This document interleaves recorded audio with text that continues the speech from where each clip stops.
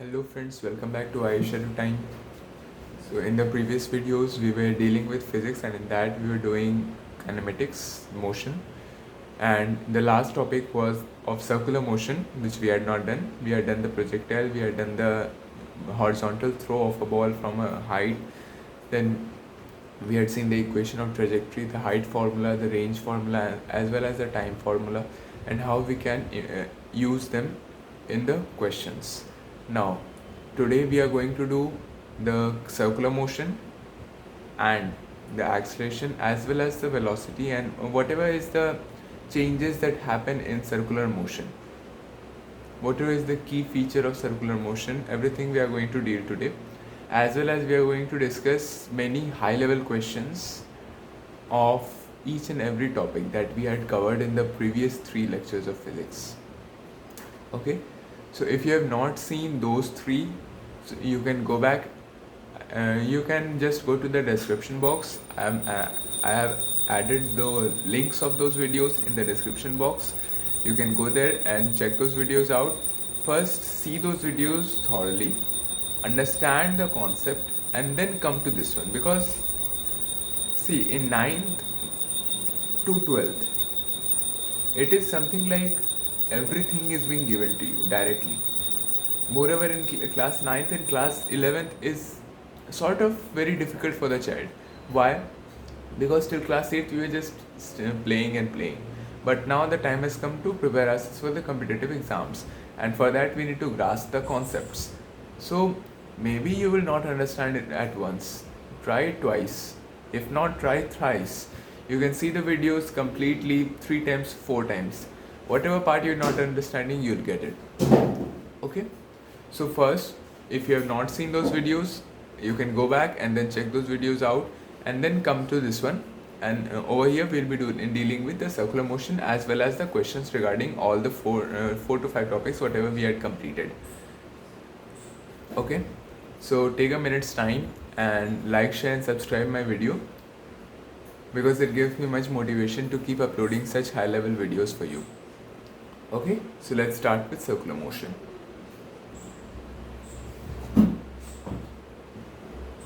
So let's start today's topic, that is circular motion.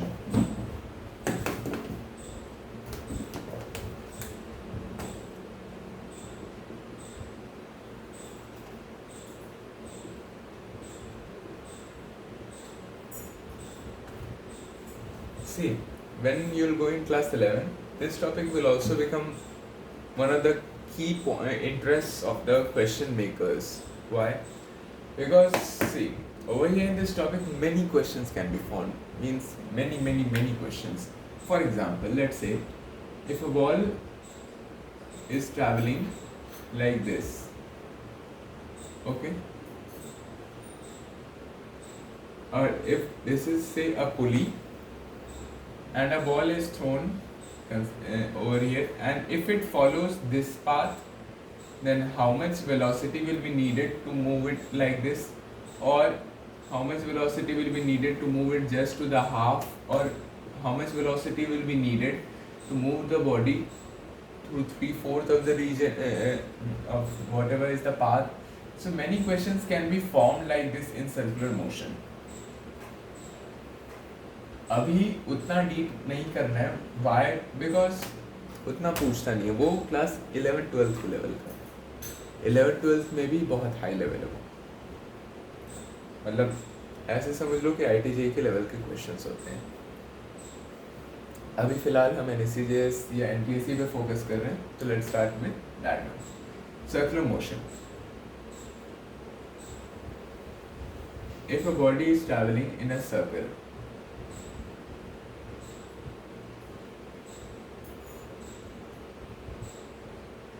Right, drawing पे ध्यान मत देना.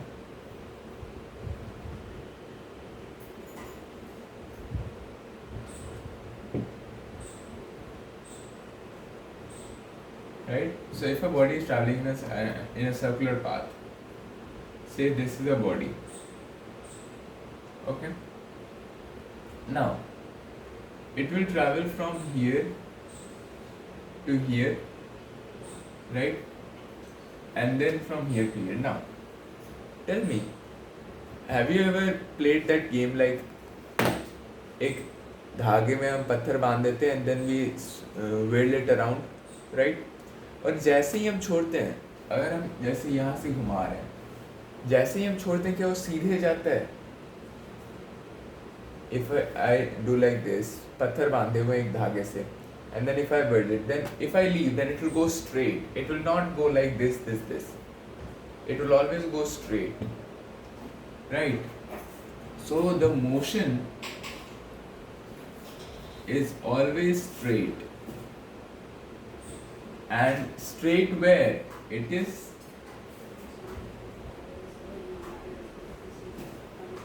90 degree to the radius of the circle. The motion is always 90 degree to, so the velocity,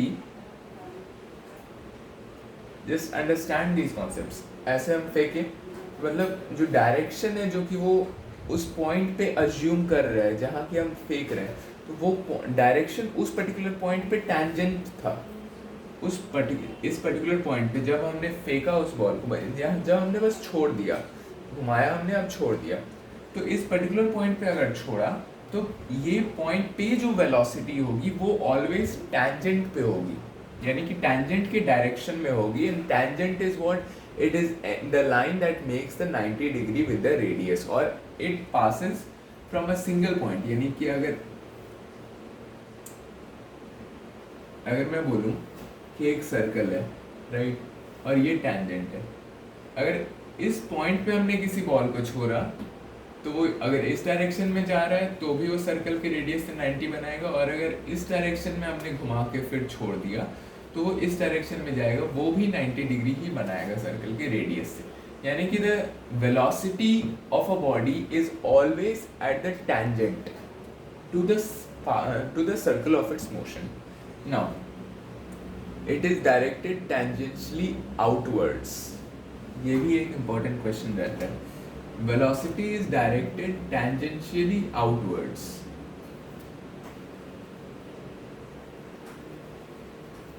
इसका क्या मतलब है? See, हमने घुमाया पर हमने छोड़ दिया, ये घूम रहा है and then I leave it. तो अगर हमने छोड़ा तो जा तो इधर रहा है, राइट? क्या वो अब जाने के लिए तो वो इधर भी जा सकता था, जाने के लिए तो वो इधर भी जा सकता था, इधर भी जा सकता था, इधर भी जा सकता था, या घूम के, मतलब वो भी सर्कुलर पाथ में ही जा सकता था। जा तो कहीं भी सकता था, पर गया किधर? In that direction. कौन सा डायरेक्शन था? अगर हमने लेट से इस डायरेक्शन में बॉल को रोटेट किया था इनिशियली, राइट, अगर हमने इस डायरेक्शन में रोटेट किया था बॉल को, तो वो इधर की तरफ फेंकाया, right? It went like this, means if I rotate it like this, it will go like that. So tangent पे तो है, tangent पे लेकिन inward नहीं है, अंदर की तरफ नहीं जा रहा है। बॉल के अंदर की तरफ मैं छोड़ा, क्या वो रेडियस के पास आ जाएगा? सर्कल के सेंटर के पास आ जाएगा क्या? नहीं ना। हमने बॉल घुमाया, छोड़ दिया, तो क्या वो घूम करके सर्कल के सेंटर पे आ जाएगा? नहीं ना। It will go straight, right? तो वो जो स्ट्रेट पाथ है वो सर्कल के आउटवर्ड है, सर्कल के इनवर्ड नहीं है। तो that straight path, that is the tangent, it going tangentially outwards, right? So the velocity is at the tangent, that is why it is tangentially, and outwards because ये circle के बाहर फेंका रहा है, सर्कल के अंदर नहीं आ रहा है, right? So this is important, इससे बहुत क्वेश्चंस बनते हैं। Velocity is tangentially inwards, tangentially outwards, directed inwards, directed outwards। अब directed outwards भी होगा, क्यों? क्योंकि अगर ये बाहर की तरफ फेंका रहा है तो इसका जो डायरेक्शन है it is outwards, not inward. अंदर की तरफ नहीं है डायरेक्शन वेलोसिटी का। वेलोसिटी का जो डायरेक्शन इस पर्टिकुलर पॉइंट पे है, डायरेक्शन इस पर्टिकुलर पॉइंट पे जो है वो हमेशा बाहर की तरफ रहेगा। हर एक पर्टिकुलर पॉइंट पे डायरेक्शन वेलोसिटी का बाहर की तरफ रहेगा।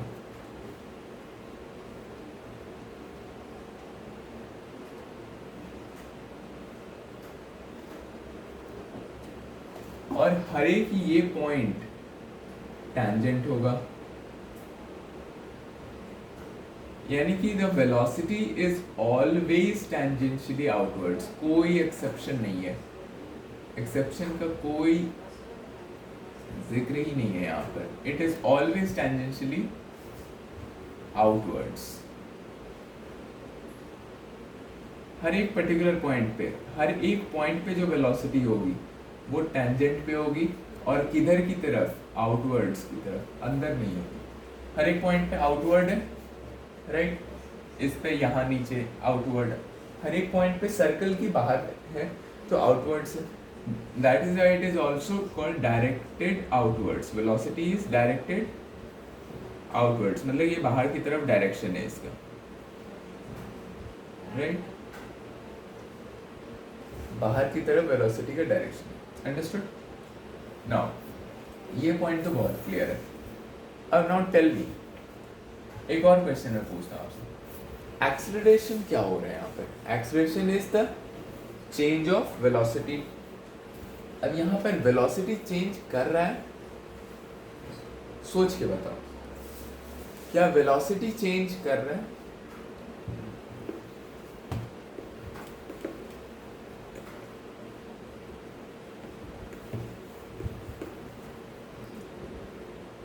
Velocity is the change of, sorry, acceleration is the change of velocity, right? यहाँ पे इधर की तरफ वेलोसिटी है, लेट्स से, फिर इधर की तरफ है,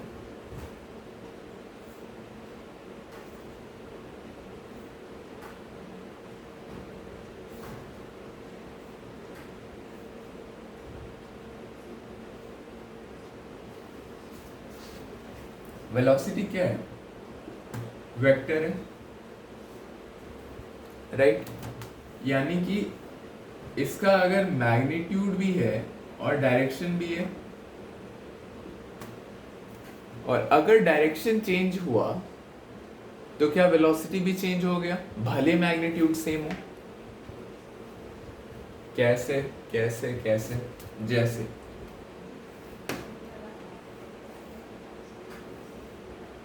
एक कार थी, दो कार इनिशियली स्टार्ट हुई थी, राइट, से आगरा से स्टार्ट हुई, एक को दिल्ली जाना था,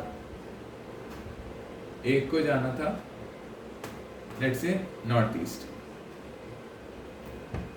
तो दोनों कार स्टार्ट तो इसी पॉइंट से हुई, राइट, पहले तो यहाँ तक तो ठीक है, दोनों का सेम ही वेलोसिटी, यानी कि दोनों का, लेट्स से दोनों का मैग्नीट्यूड सेम है, लेट्स से ये भी 60 किलोमीटर पर आवर से ट्रैवल कर रहा है, ये भी 60 किलोमीटर पर आवर से ट्रैवल कर रहा है, दोनों ही 60 किलोमीटर से कर रहे हैं। नाउ ये नॉर्थ या दिल्ली के डायरेक्शन में, और ये डायरेक्टेड नॉर्थ ईस्ट है, यानी कि इसका द कार ए और ये कार बी है, लेट्स से, तो कार ए को हम क्या लिखेंगे?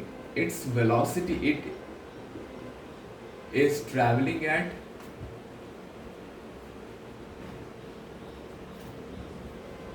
60 किलोमीटर पर आवर, डायरेक्टेड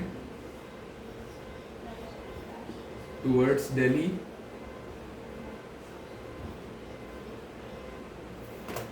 या नॉर्थ कर देते हैं, ये नॉर्थ ईस्ट, ये नॉर्थ, ये ईस्ट, ये वेस्ट, और ये साउथ, यानी कि ए कार जो है it is travelling eight 60 kilometre per hour directed north.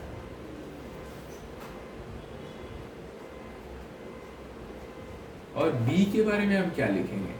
B के बारे में, if we are set to write about B including its direction, अगर मैं आपको बोलूँ कि ठीक है ये दो कार ऐसे ऐसे ट्रैवल कर रहे हैं, आप इसके बारे में कुछ इन्फ्रेंस लिखो, एंड देन इन्फ्रेंस में also state the direction in each inference. तो अब आप भले लिख तो दोगे पहली बार में तो ठीक है, दोनों ही 60 किलोमीटर से है, यानी कि अब उस पर्टिकुलर केस में जब हम कहेंगे कि दोनों ही 60 किलोमीटर पर आवर से ट्रैवल कर रहे हैं, तो हम डायरेक्शन को नहीं ले रहे हैं, यानी कि हम बता रहे हैं उसका स्पीड। स्पीड में डायरेक्शन नहीं होता, तो स्पीड में केवल मैग्नीट्यूड होती है, यानी कि 60 किलोमीटर पर आवर से ट्रैवल कर रहा है, तो वो हम बता रहे हैं कि हाँ ये दोनों का स्पीड सही है, 60 किलोमीटर पर आवर दोनों का। अब जब हम डायरेक्शन इंक्लूड कर देंगे तो एक इधर जा रहा है, एक इधर जा रहा है, दोनों ही का डायरेक्शन अगर अलग है, दोनों ही वेलोसिटीज अलग है, इसलिए सेम नहीं है। क्या north is equals to north east, ऐसा है क्या? नहीं ना, दोनों ही अलग डायरेक्शन है। दोनों ही अगर अलग डायरेक्शन है तो दोनों पे चलने वाले जो मैग्नीट्यूड्स हैं वो भी मैग्नीट्यूड्स भले सेम हो जाए लेकिन वेलोसिटीज अलग हो जाएंगे, because velocity depends on direction as well. अगर डायरेक्शन चेंज हुआ तो वेलोसिटी भी चेंज हुआ। अब इस केस में for this case, coming back to the main point जो हम डिस्कस कर रहे थे, इस केस में हर एक पर्टिकुलर पॉइंट पे, हर एक पर्टिकुलर पॉइंट पे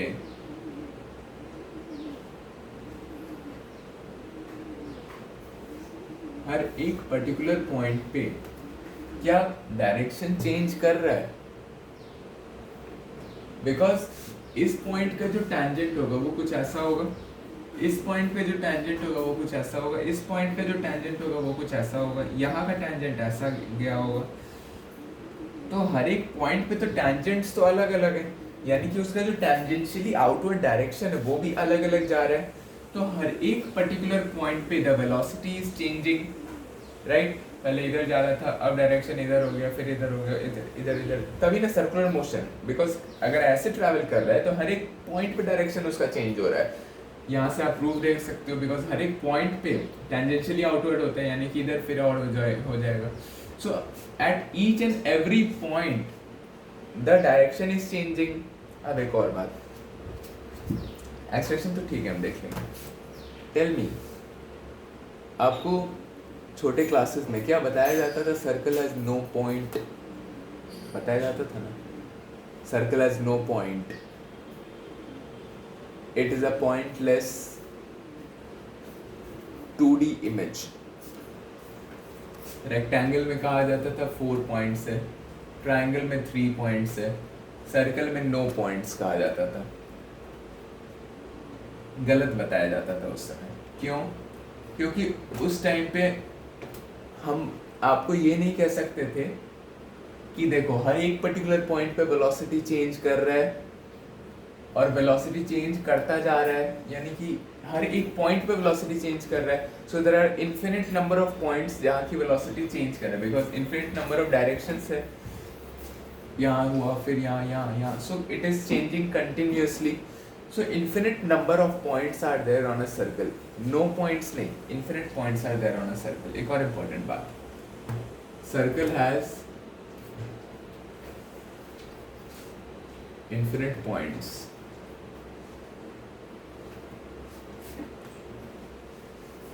क्यों? क्योंकि वेलोसिटी तो चेंज ही करता जा रहा है। अब वेलोसिटी हर एक पर्टिकुलर पॉइंट पे चेंज कर रहा है और वेलोसिटी कंटिन्यूअसली चेंज करता जा रहा है, ये तो हम देख ही रहे हैं। यानी कि इतना पॉइंट होगा कि वेलोसिटी कंटिन्यूअसली चेंज करता ही जा रहा है, तो infinite number of points, right? Now अब coming back to acceleration.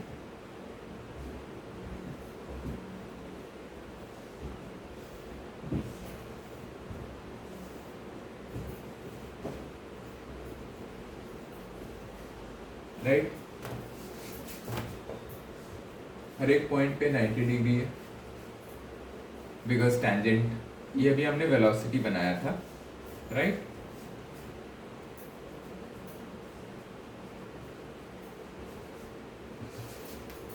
Tell me, direction ऐसे ऐसे करके घूम रहा है, राइट?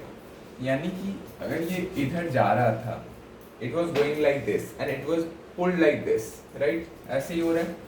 इनिशियली ये यहाँ जा रहा है, राइट? और फिर उसको ऐसे घुमा दिया, कोई एक पर्टिकुलर यहाँ पे था, इनिशियली इसका डायरेक्शन ऐसे था, अब ऐसे हो गया, फिर ऐसे हो गया, ऐसे ही हो रहा है सर्कल में। वो अलग बात है कि इन्फिनिट नंबर ऑफ पॉइंट्स पे हो रहा है। तो हर एक पॉइंट पे क्योंकि वेलोसिटी चेंज कर रहा है तो एक्सेलरेशन होगा, because acceleration is the change in right, ये एरो का साइन वेक्टर रिप्रेजेंट करते हैं, यानी कि एक्सेलरेशन क्योंकि वेक्टर क्वांटिटी है तो एक्सेलरेशन वेक्टर ऐसे लिखा था, वेलोसिटी क्योंकि वेक्टर क्वांटिटी है तो उसके ऊपर एरो लग जाता है, तो वेलोसिटी वेक्टर का सिंबल। यानी कि एक्सेलरेशन तभी होता है जब चेंज इन वेलोसिटी है।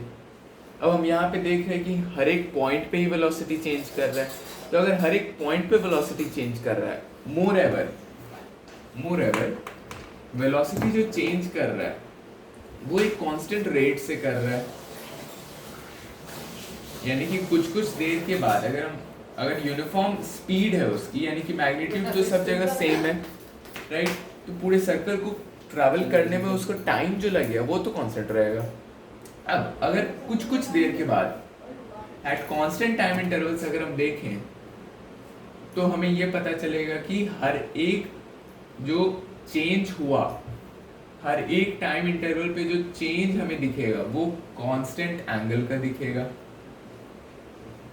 राइट, तभी ना ऐसे ऐसे ऐसे ऐसे ऐसे ट्रैवल कर रहा है, तो कांस्टेंट एंगल से हर एक पॉइंट पे कांस्टेंट एंगल से चेंज हो रहा है राइट। अब हर एक पॉइंट पे तभी ना, अगर हर एक पॉइंट पे कांस्टेंट एंगल से चेंज हो रहा है तभी कंटिन्यूअसली उसका वेलोसिटी चेंज हो रहा है राइट। नाउ अब अगर थीटा सेम है हर एक केस में, यानी कि चेंज इन वेलोसिटी हर एक केस में सेम है, क्यों because acceleration is the change in velocity, velocity तो चेंज कर रहा है लेकिन हमें ये भी पता चल रहा है कि अच्छा कुछ देर के बाद जो चेंज है वो सेम दिख रहा है, मतलब जितना एंगल से ये डिविएट करेगा इनिशियल मतलब शुरुआत के 5 सेकंड में, जिस एंगल से ये शुरुआत के 5 सेकंड में उसका वेलोसिटी डिविएट करेगा अपने इनिशियल एंगल से 5 सेकंड के बाद जितना होगा उतना ही 10 सेकंड के बाद वाले 15 सेकंड के बाद होगा, यानी कि हर एक पर्टिकुलर पॉइंट पे उसका वेलोसिटी कॉन्स्टेंटली चेंज कर रहा है, यानी कि कांस्टेंट एक्सेलरेशन है पहला इन्फरेंस, कांस्टेंट एक्सेलरेशन राइट। अब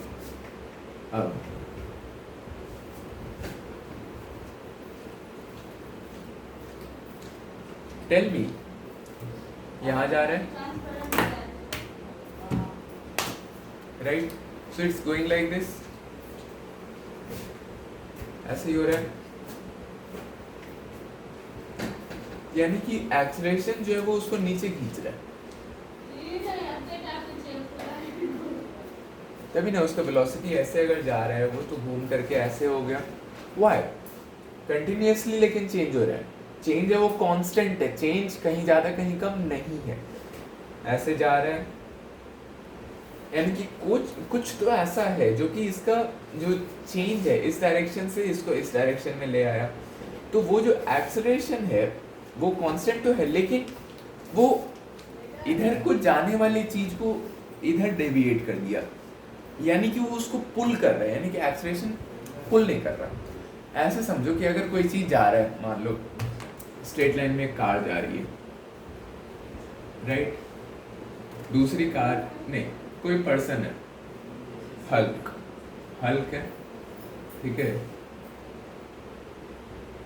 हल्क बनाना भी हल्क का काम है, मेरी ड्राइंग अच्छी नहीं है, ड्राइंग को मत जाओ। अब अगर एक कार जा रही है फुल स्पीड पे कार जा रही है, सामने हल्क आ गया और इस पे फोर्स लगा रहा है हल्क राइट, तो कार इनिशियली अगर इतना स्पीड इस, यानी कि देखो ऐसे कार इनिशियली जा रही थी इधर बहुत बढ़िया जा रही है, सेम स्पीड पे जा रही है, लेकिन उसके बाद फिर इसका स्पीड कम हो जाएगा,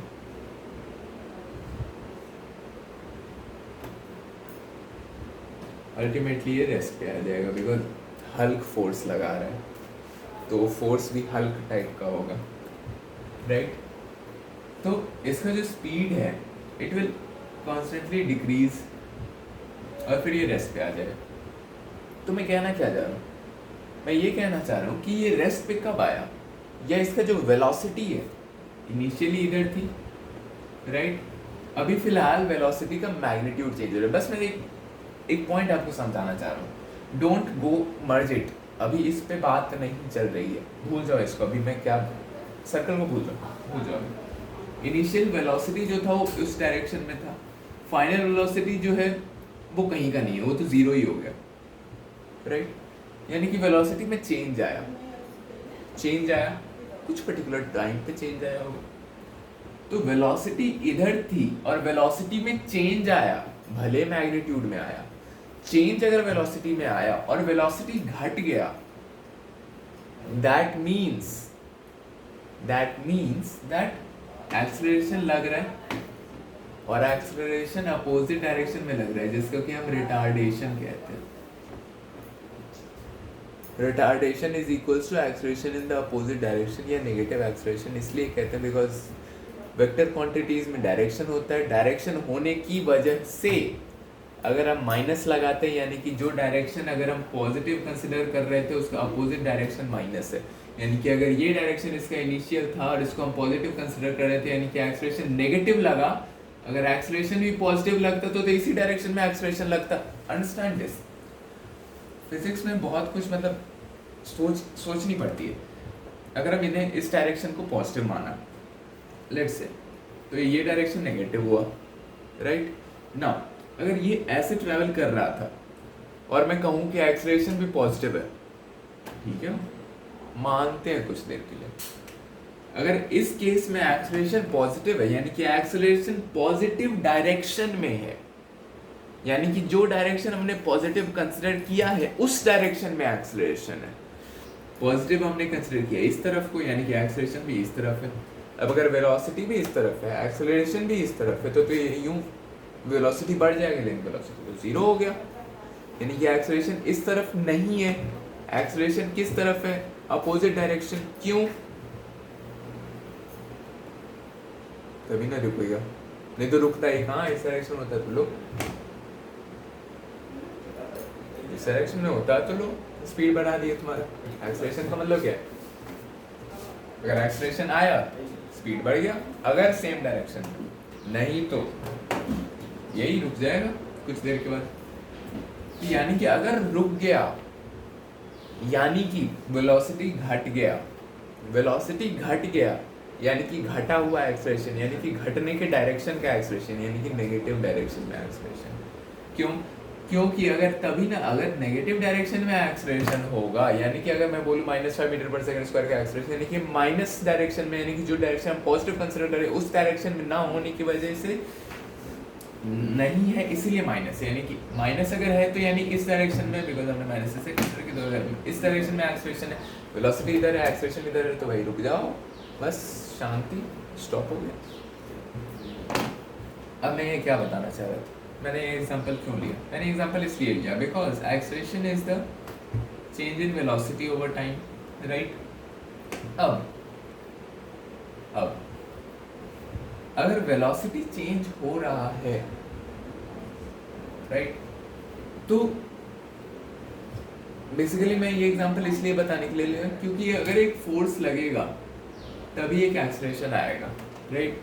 force is equals to ma होता है, F is equals to ma, ये तो आपको तो पता ही होगा।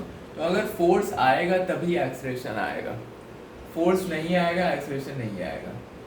यानी कि जस्ट इमेजिन कार जा रही है और वो ऐसे ऐसे बेंड हो रही है, उसका पाथ जो है ऐसे ऐसे बेंड हो रहा है। क्यों? मतलब अगर ऐसे जा रही है, ऐसे हो गई, फिर ऐसे हो गई, फिर ऐसे, यानी कि उसको कोई ऐसा चीज़ है जो कि अंदर खींच रहा है तभी वो घूम रही है। अगर यहाँ पे था तो अंदर खींचा, फिर यहाँ पे था तो भी अंदर खींचा, फिर यहाँ पे था तो भी अंदर खींचा, फिर अंदर, यानी कि at each point it is pulling inwards. कुछ ऐसा चीज होगा, अभी भूल जाओ, पूरा फिजिक्स भूल जाओ, बस मैं जो बोल रहा हूँ वो सुनो। ऐसे जा रहा है, राइट, कोई ऐसा चीज होगा जो कि उसका डायरेक्शन ऐसे अंदर की तरफ, कुछ ऐसा होगा जो कि उसको अंदर की तरफ पुल कर रहा होगा, अंदर की तरफ पुल कर रहा होगा, तभी उसका डायरेक्शन चेंज हो रहा है।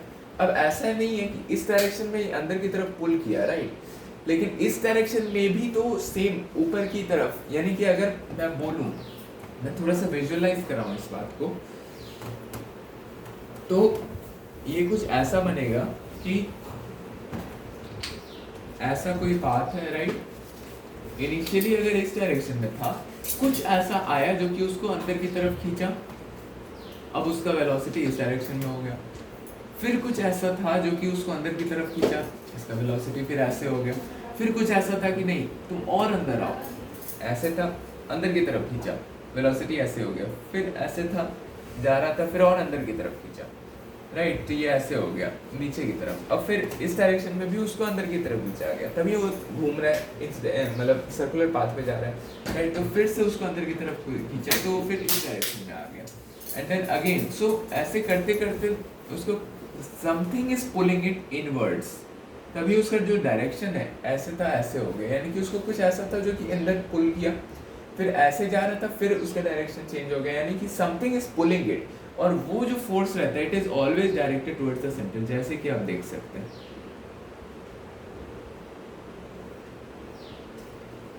हर एक पर्टिकुलर पॉइंट पे जो चेंज ऑफ वेलोसिटी, यानी कि इनिशियल जो चेंज है, it is velocity change, magnitude भी हो सकता है, डायरेक्शन भी हो सकता है। मैग्नीट्यूड तो इस केस में चेंज नहीं हो रहा, बिकॉज हमें ये कह के दिया जाता है कि यूनिफॉर्म स्पीड पे है।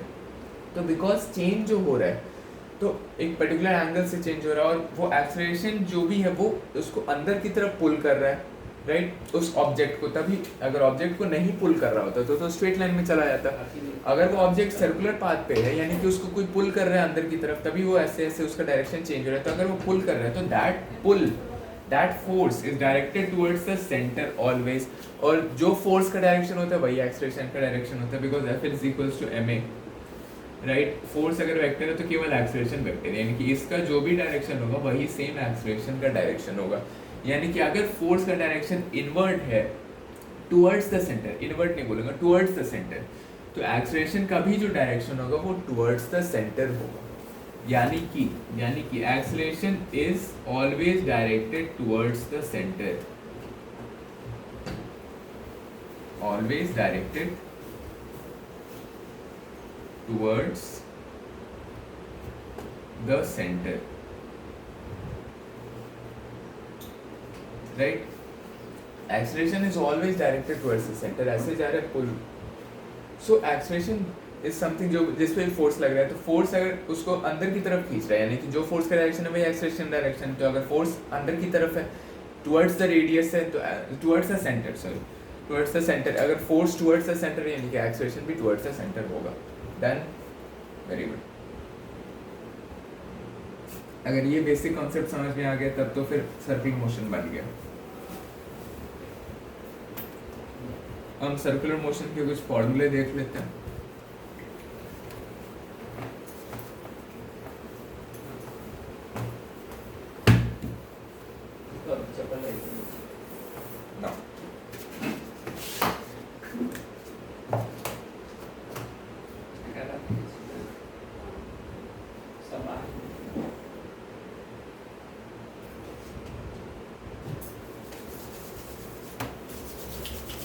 ये सेंटर है,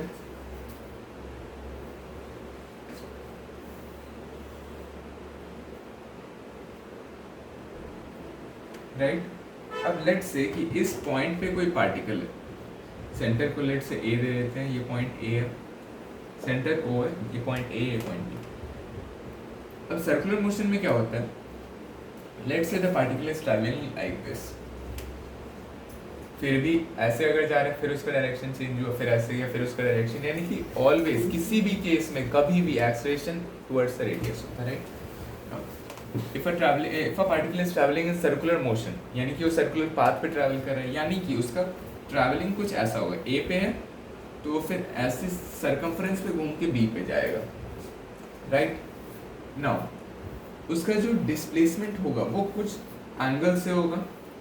अगर ये यहाँ था तो फिर डिस्प्लेस होकर कुछ एंगल से ऊपर चला गया, तो उस एंगल को जनरली थीटा, एंगल्स को थीटा से डिनोट करते हैं, या अल्फा से डिनोट करते हैं, या बीटा, या गामा, या डेल्टा, या एप्सिलॉन। अगर बहुत सारे एंगल्स है तो तुम जितने सिंबल्स लगाना चाहो लगा सकते हो, 1 2 3 4 से भी डिनोट कर सकते हो एंगल्स को। जनरली फिजिक्स में थीटा से डिनोट करते हैं ना। ऐसा कुछ हुआ डिस्प्लेसमेंट, राइट। अब यही जो डिस्प्लेसमेंट है, पार्टिकल यहाँ था, यहाँ आ गया, अब एक और बात मैं बताऊं क्या, कि ये स्ट्रेट लाइन पे नहीं है, ये स्ट्रेट लाइन पे नहीं है, तो हम डिस्प्लेसमेंट का जो मेजर है, लेट्स से देखो देखो देखो देखो बताता हूँ, लेट्स से एक और कोई सर्कल था, right, with the same centre, दोनों ही कंसेंट्रिक सर्कल्स हैं, बेसिकली दोनों ही कंसेंट्रिक सर्कल्स हैं, और सेम उसी लाइन पे, उसी रेडियस पे, जो बड़े सर्कल का रेडियस है उसी पे छोटे सर्कल का भी रेडियस पे इनिशियल जो पोजीशन था बॉल का, वो लेट्स से सी था, दो बॉल्स थे, दो कंसेंट्रिक सर्कल्स थे, उस पे सेम ही पोजीशन से दो बॉल्स ने स्टार्ट किया मूवमेंट अपना, दोनों ही बॉल्स सेम एंगल थीटा पे जाके रुक गए, दोनों ही बॉल सेम एंगल थीटा बनाए। नाउ इस केस में डिस्प्लेसमेंट का जो मेजर है, अगर आप धागा लेके यहाँ से यहाँ तक धागा मेजर करोगे, फिर उसको खोलोगे, फिर स्केल से आप चेक करोगे कितना बड़ा धागा है, यानी कि उस केस में आप डिस्प्लेसमेंट मेजर कर रहे हो, राइट, तो ये ए बी का जो डिस्प्लेसमेंट होगा, this will be like this, right, लेकिन जो सी डी का डिस्प्लेसमेंट है वो तो मेजर में तो बस इतना सा है, राइट, स्केल से मेजर करोगे तो बस इतना ही आएगा कुछ, तो बेसिकली हर एक पॉइंट पे अगर यहाँ से यहाँ लूँ तो CD से थोड़ा ज़्यादा डिस्प्लेसमेंट का मैग्नीट्यूड होगा, लेकिन AB से फिर भी डिस्प्लेसमेंट का मैग्नीट्यूड कम होगा, यानी कि इसीलिए साइंटिस्ट ने सर्कुलर मोशन में डिस्प्लेसमेंट का मैग्नीट्यूड के बारे में नहीं सोचा, बिकॉज वो कभी कांस्टेंट नहीं है, वो कभी कांस्टेंट नहीं है। यहाँ पे इतना छोटा सा मैग्नीट्यूड है, इससे बड़ा हो गया मैग्नीट्यूड, इससे बड़ा हो गया, भले थीटा सेम है, भले एंगल ऑफ डिस्प्लेसमेंट सेम रहा, लेकिन फिर भी डिस्प्लेसमेंट का जो मैग्नीट्यूड है वो तो हर समय चेंज हो रहा है, यानी कि सर्कुलर मोशन में डिस्प्लेसमेंट का मैग्नीट्यूड लेना सही नहीं रहेगा, क्योंकि वो तो हर समय चेंज रहेगा, हमें पता ही नहीं चलेगा कि किस पर्टिकुलर पॉइंट पे कितना डिस्प्लेसमेंट हो रहा है। तो इसलिए साइंटिस्ट ने सोचा कि ना डिस्प्लेसमेंट का मैग्नीट्यूड ना लेंगे इसमें। सर्कुलर मोशन में डिस्प्लेसमेंट को नंबर के हिसाब से नहीं दिखाया जाता, स्ट्रेट लाइन में तो भाई सही है, यहाँ से यहाँ तक गया 5 मीटर, बहुत बढ़िया, 5 मीटर हर एक केस ही में 5 मीटर रहेगा। अगर यहाँ से यहाँ तक आप स्ट्रेट लाइन ड्रॉ करो, यहाँ से यहाँ भी जाएगा, अगर पैरेलल लाइन है यहाँ से यहाँ भी जाएगा, तो हर एक केस में 5 ही मीटर रहेगा, वो 6 नहीं हो जाएगा, 4 नहीं हो जाएगा। लेकिन सर्कुलर मोशन में कभी कुछ मतलब डिस्प्लेसमेंट का मैग्नीट्यूड यहाँ पे अगर मान लो 3 था, यानी कि ये 4 है, ये कितना है 1 2 3 4 5 6 7 8 9, ये 9 सेंटीमीटर है, 4 सेंटीमीटर, ये कुछ होगा 7 सेंटीमीटर, देखो ये 4 सेंटीमीटर, ये 7 सेंटीमीटर, ये 9 सेंटीमीटर, यानी कि डिस्प्लेसमेंट तो कभी एक जैसा कांस्टेंट है ही नहीं। अगर डिस्प्लेसमेंट कांस्टेंट नहीं है, भले थीटा सेम है, थीटा भले सेम हो जाए, लेकिन फिर भी यानी कि जो एंगल ऑफ डिस्प्लेसमेंट है वो भले सेम है हर एक बॉल के लिए, लेकिन जो उसका डिस्प्लेसमेंट का मैग्नीट्यूड है वो हर एक के लिए अलग है। यानी कि डिस्प्लेसमेंट का मैग्नीट्यूड तो एक स्टेबल या कुछ श्योरिटी वाला चीज नहीं रह गया, राइट, एक इम्पॉर्टेंट कॉन्सेप्ट। दूसरा, इसीलिए साइंटिस्ट ने सर्कुलर मोशन में डिस्प्लेसमेंट या वेलोसिटी या एक्सेलरेशन कुछ भी एंगुलर लिया है, मतलब एंगुलर डिस्प्लेसमेंट, देखो एंगुलर डिस्प्लेसमेंट, एंगुलर वेलोसिटी और एंगुलर एक्सेलरेशन तो सेम ही सब दे रखे हैं। एंगुलर डिस्प्लेसमेंट मतलब किस एंगल से डिस्प्लेसमेंट हुआ है, गॉट इट।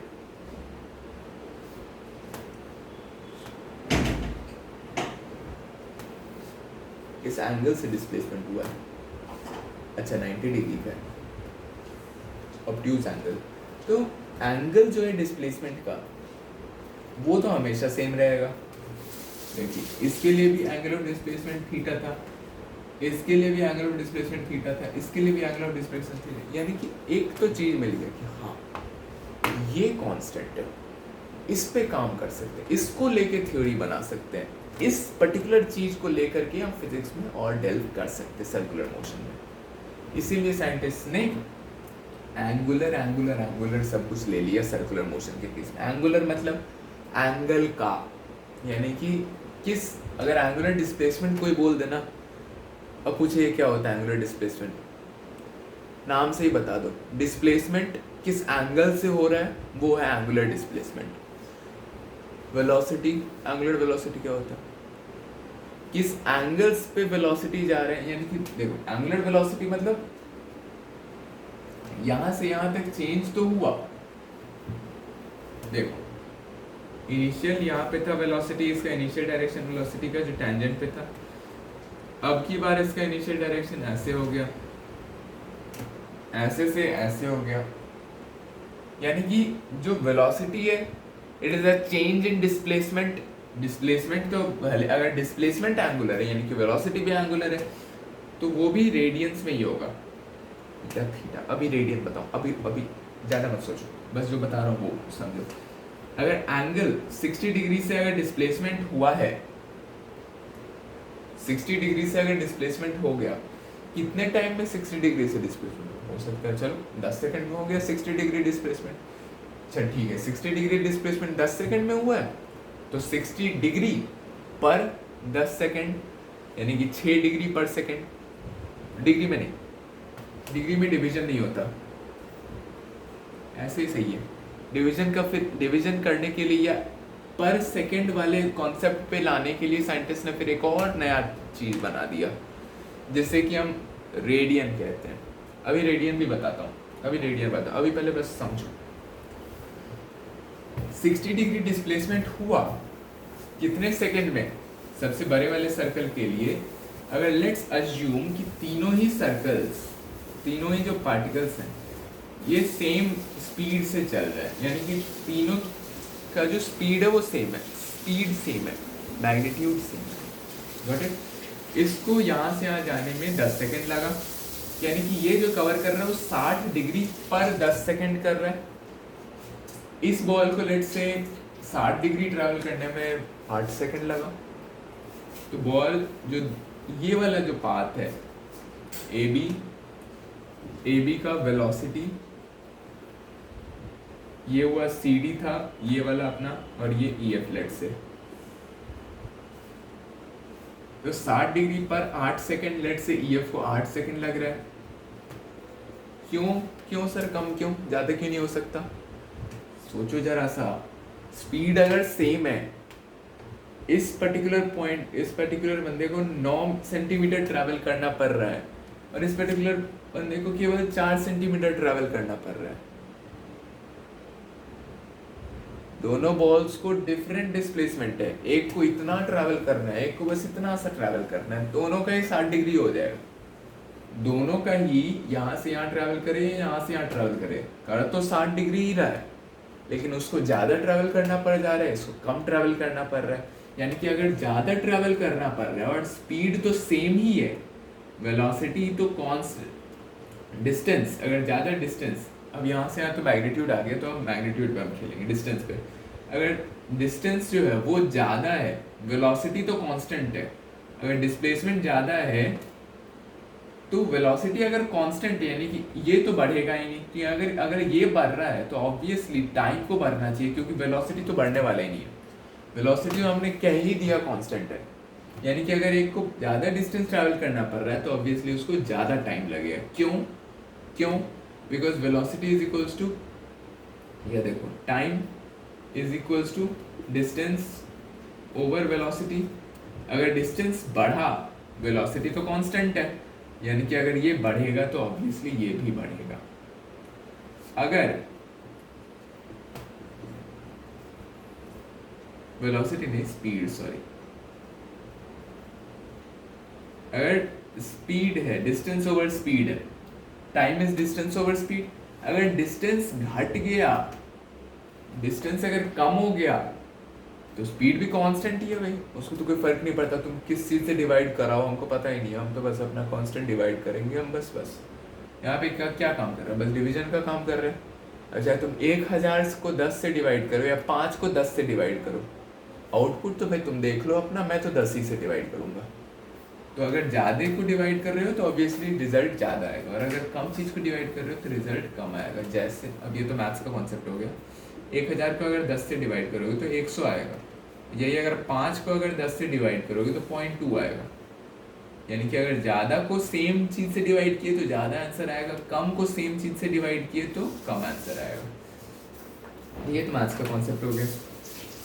अब मैं क्या बताना चाह रहा था, मैं ये बताना चाह रहा था कि टाइम टेकन जो है कम डिस्टेंस पे कम हो जाता है, राइट। टाइम टेकन कम डिस्टेंस पे कम हो जाता है, यानी कि यहाँ से यहाँ तक का ईच लेंथ का डिस्टेंस कम होता जा रहा है। डिस्टेंस अगर कम होता जा रहा है तो हर एक बॉल को सेम 60 डिग्री ट्रैवल करने में इसको जितना टाइम लगेगा उससे थोड़ा कम लगेगा, फिर थोड़ा कम लगेगा, क्योंकि इसको इतना ट्रैवल करना है, फिर उसको इतना सा ट्रैवल करके उसको इतना सा ट्रैवल करना है, दैट इज राइट। तो टाइम घटता जाएगा, इसीलिए मैंने 8 लिया। अब क्लियर हो गया क्यों सर आपने 12 क्यों नहीं लिया, इसीलिए मैंने 12 नहीं लिया। अब EF का वेलोसिटी, अब अगर AB का देखा जाए तो ये तो 4 सेकंड में, लेट से 4 सेकंड में कर रहा है, CD का वेलोसिटी, यानी कि अब डिग्री को हम डिवाइड कर नहीं सकते, तो बेसिकली हो क्या रहा है समझो इस बात। एंगुलर वेलोसिटी है क्या? Angular velocity is the rate of change of angular speed, angular velocity is the rate of change of angular displacement. जिस तरीके से velocity is the rate of change of displacement, यही होता है velocity is the rate of change of displacement. तो अब angular velocity तो भाई वेलोसिटी ही है ना, कुछ भी है, एंगुलर है, ट्रायंगुलर है, कुछ भी है तो वेलोसिटी है, तो वो भी डिस्प्लेसमेंट का ही रेट ऑफ चेंज होगा। अब वो अलग बात है कि अगर ये एंगुलर वेलोसिटी है तो एंगुलर डिस्प्लेसमेंट को चेंज देखेगा, right. That is the velocity is the rate of change of angular velocity, यानी कि इस पर्टिकुलर पॉइंट पे जो वेलोसिटीज होगा, वेलोसिटी जो होगा इस बॉडी का, जो भी वेलोसिटी होगा, अब पूरे में तो चेंज कर रहा है, पूरे में वेलोसिटी चेंज कर रहा है, लेकिन अगर कोई दो पॉइंट कंसिडर करके हम बोले कि यहाँ से यहाँ तक में बताओ क्या वेलोसिटी है, यहाँ से यहाँ का डिस्प्लेसमेंट 60 डिग्री है, टाइम टेकन 10 सेकंड है, तो यहाँ से यहाँ में एक एवरेज जो वेलोसिटी है वो 60 डिग्री पर 10 सेकेंड है, लेकिन वो तो हर एक पॉइंट पे भले चेंज कर रहा है, लेकिन एवरेज की बात कर रहा है, तो इतना है। बिकॉज एंगुलर में हम बात करेंगे तो एंगुलर में वेलोसिटी का भले एंगल चेंज होता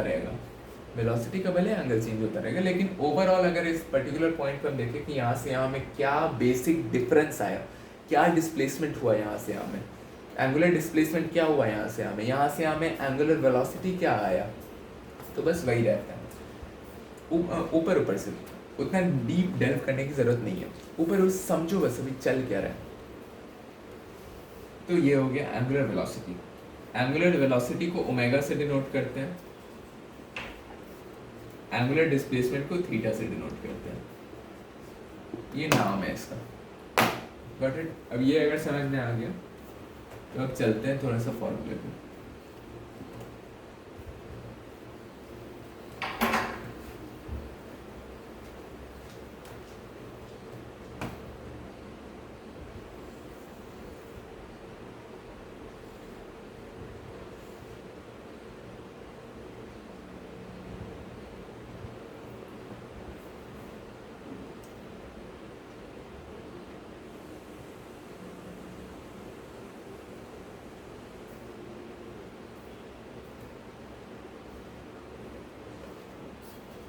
नाउ टेल मी, अगर हम थीटा को बहुत छोटा करते जाए, मतलब बहुत व्हेन थीटा अप्रोचेस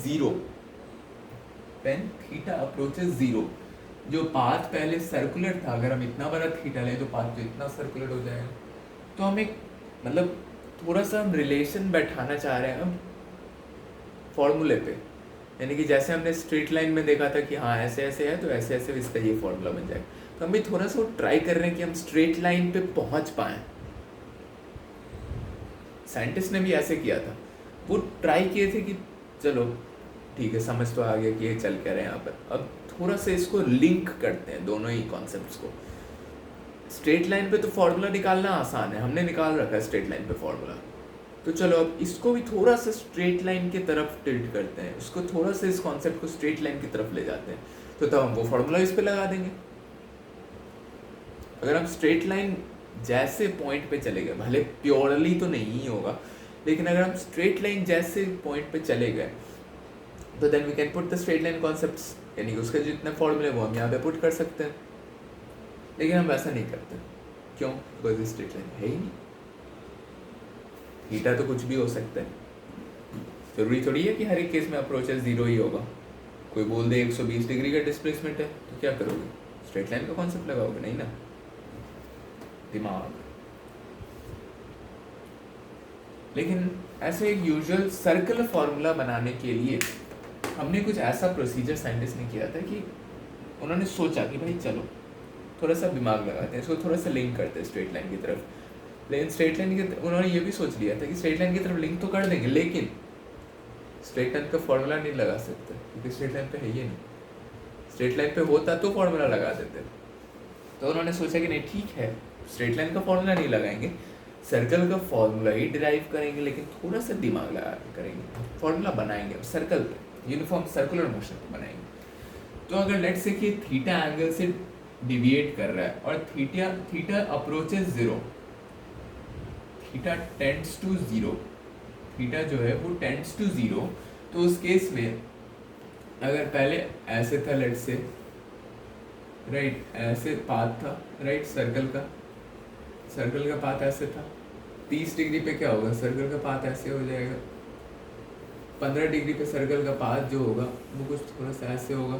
यानी कि अगर हम बहुत ही छोटा एंगल ले लें, बहुत ही छोटा एंगल लें, राइट, मतलब एंगल बहुत ही छोटा ले लें, तो उसका जो ये है वो लगभग स्ट्रेट लाइन बन जाएगा। मैंने क्या कहा? लगभग स्ट्रेट लाइन बनेगा। और वो जो स्ट्रेट लाइन होगा it will be equal to theta, उसी को हम थीटा, एंगुलर डिस्प्लेसमेंट ही है ना वो, तो बस हम उसी को थीटा से डिनोट करते हैं। साइंटिस्ट ने क्या किया कि ठीक है भाई, बन गया, सही बन गया, थीटा से हम इसको डिनोट करते हैं। बिकॉज एंगुलर डिस्प्लेसमेंट उस केस में तो अब अगर एंगल ही जीरो की तरफ, बहुत ज़्यादा एंगल जीरो की तरफ अप्रोच कर चुका है, तो जो डिस्प्लेसमेंट होगा ना वो भी लगभग उतना ही होगा।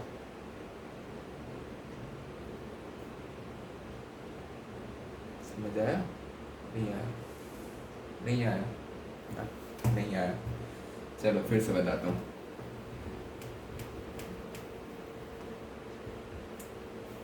कोई नहीं, मुझे भी पहली बार में नहीं समझ आया था, मैंने 2-3 बार पढ़ा उसको, मैंने 5-6 बार केवल थ्योरी पढ़ी थी, तब जाके मुझे थोड़ा सा आइडिया हुआ था कि चल क्या रहा है यहाँ पर। मुझे भी इनिशियल बार में नहीं पता चला चल क्या रहा है। स्पेशली ये सर्कल जो फॉर्मूला है ना वो थोड़ा सा ट्रिकी है।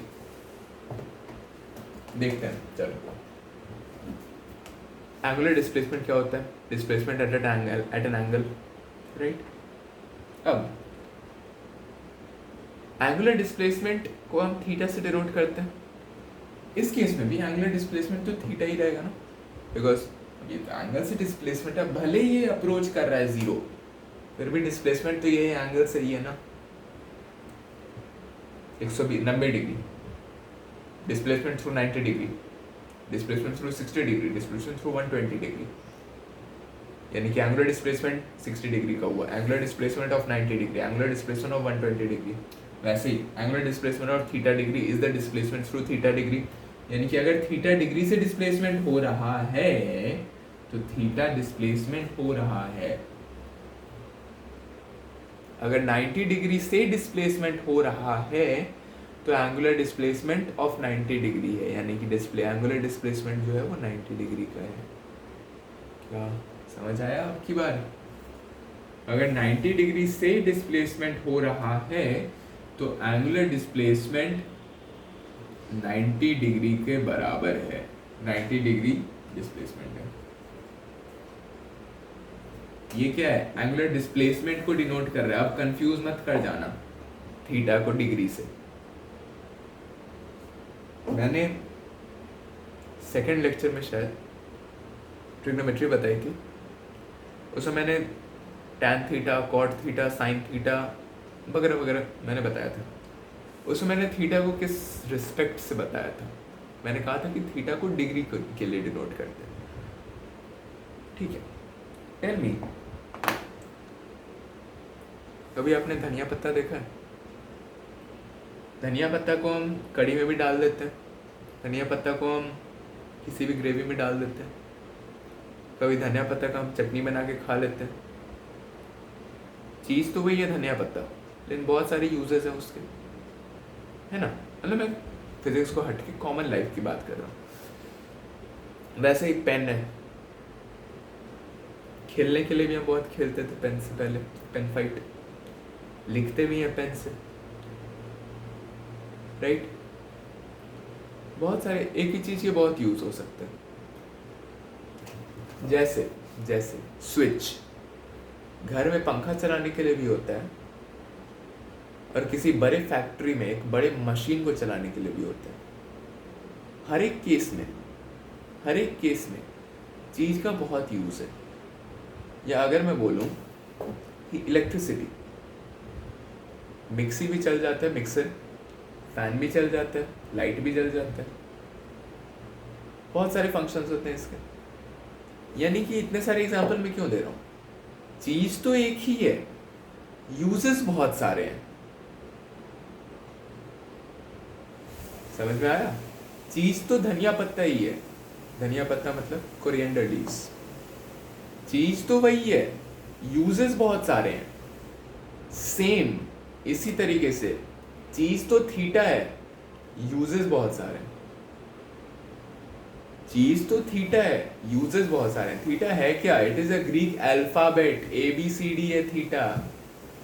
अब एंगल को A डिनोट करो, पॉइंट को A डिनोट करो, लाइन को A डिनोट करो, पूरे रेक्टेंगल को A डिनोट करो, कोई नहीं देखने जा रहा, तुम बस डिनोट कर दो, लेट दिस बी दिस। उसी तरीके से थीटा तो बस एक अल्फाबेट है, ग्रीक का अल्फाबेट है theta. Theta, epsilon, omega, alpha, pi, ये सब ग्रीक के अल्फाबेट्स हैं, जैसे हमारा ABCD होता है। तो ये सारे अल्फाबेट्स हैं, कैसे भी डिनोट करो, बस इसीलिए थीटा का डिग्री में भी डिनोशन है, डिग्री को भी थीटा से डिनोट करते हैं, एंगुलर डिस्प्लेसमेंट को भी थीटा से डिनोट करते हैं। बाद में पता चले एंगल ऑफ डेविएशन को डेल्टा से डिनोट करते हैं, और केमिस्ट्री में हीटिंग को भी डेल्टा से डिनोट करते हैं। नहीं समझ आया? देखो, राइट रे ऐसे जा रही है, यानी कि इनिशियल डायरेक्शन से उसका जो डेविएशन हुआ है, इसको हम ऐसे डिनोट तो करते हैं डेल्टा से। इन केमिस्ट्री में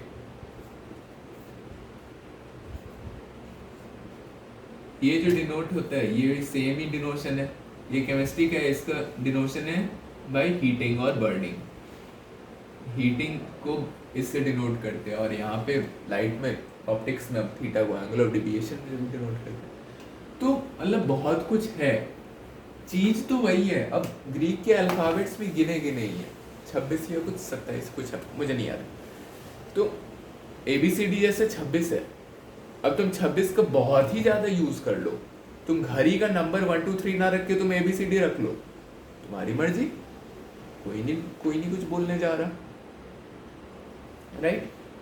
तुम कुछ भी कर लो, लेकिन थोड़ा सा ऐसा करो कि हाँ दुनिया भी देखे तो लगे अच्छा ठीक है, थोड़ा मोड़ा चलता है, ठीक सही, डिनोशन सही है। अब अगर तुम एंगल को तो तुम 1 2 3 4 डिनोट कर सकते हो, लेकिन तुम घड़ी को ABCD अगर डिनोट करो तो पूरा दुनिया देखेगा भाई ABCD घड़ी में नहीं होता। ट्रेन पे जाओगे 23 क्या लिखा है, 23 25 ये क्या होता है? मैं तो 23 डिनोट ही नहीं करता, मैं तो उसको JK डिनोट कर दूंगा। J25 को 25th लेटर Y, राइट, 23वां लेटर यानी कि 11वां, यानी कि KY।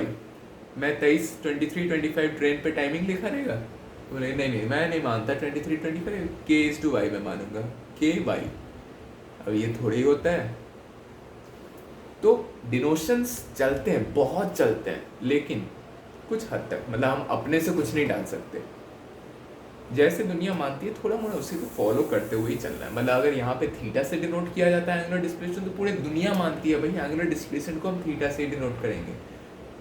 तुम IIT JEE के एग्जाम में बैठोगे, तुम बोलोगे नहीं एंगुलर डिस्प्लेसमेंट को मैं ओमेगा से डिनोट करूंगा, घंटा मार्क्स देगा तुमको? नहीं मार्क्स देगा। एंगुलर वेलोसिटी को ओमेगा से डिनोट करते हैं, एंगुलर डिस्प्लेसमेंट को थीटा से डिनोट करते हैं। तो इसीलिए अगर मार्क्स पाना है तो समझना पड़ेगा चीज़ों को, जैसे होती है चीज़ें वैसे माननी पड़ती है बहुत बार। तो बहुत जगह थीटा का डिनोशन आएगा, बहुत ज़्यादा। Theta one of the most commonly used Greek alphabet है, बहुत डिनोशन है थीटा का। लेकिन हर एक केस में थीटा जिस चीज़ के लिए डिनोट किया जा रहा है हम उसी चीज़ को मानते हैं। ट्रिग्नोमेट्री में थीटा का डिग्री में डिनोशन था, यहाँ पे थीटा को एंगुलर डिस्प्लेसमेंट में डिनोशन के लिए यूज़ किया गया। चीज़ तो वही धनिया पत्ता थीटा है, और बस ग्रेवी हुई, कोई बिरयानी हुई, कोई मंचूरियन हुआ, सब में वही थीटा डाल दिया गया धनिया पत्ता। तो बस हर एक केस में भले थीटा लिखाता है वो डिनोशन है, हर एक केस में उसका मतलब अलग अलग। गुड। नाउ थीटा यहाँ पे 90 डिग्री का डिस्प्लेसमेंट है। Very good. अब थीटा डिग्री अगर डिस्प्लेसमेंट हुआ, अगर 90 डिग्री डिस्प्लेसमेंट हुआ तो क्या कहते हैं 90 डिग्री डिस्प्लेसमेंट, यानी कि अब एक और कॉन्सेप्ट, पहले मैं रेडियन समझा देता हूँ तो मुझे बताने में और आसान होगा। रेडियन क्या होता है?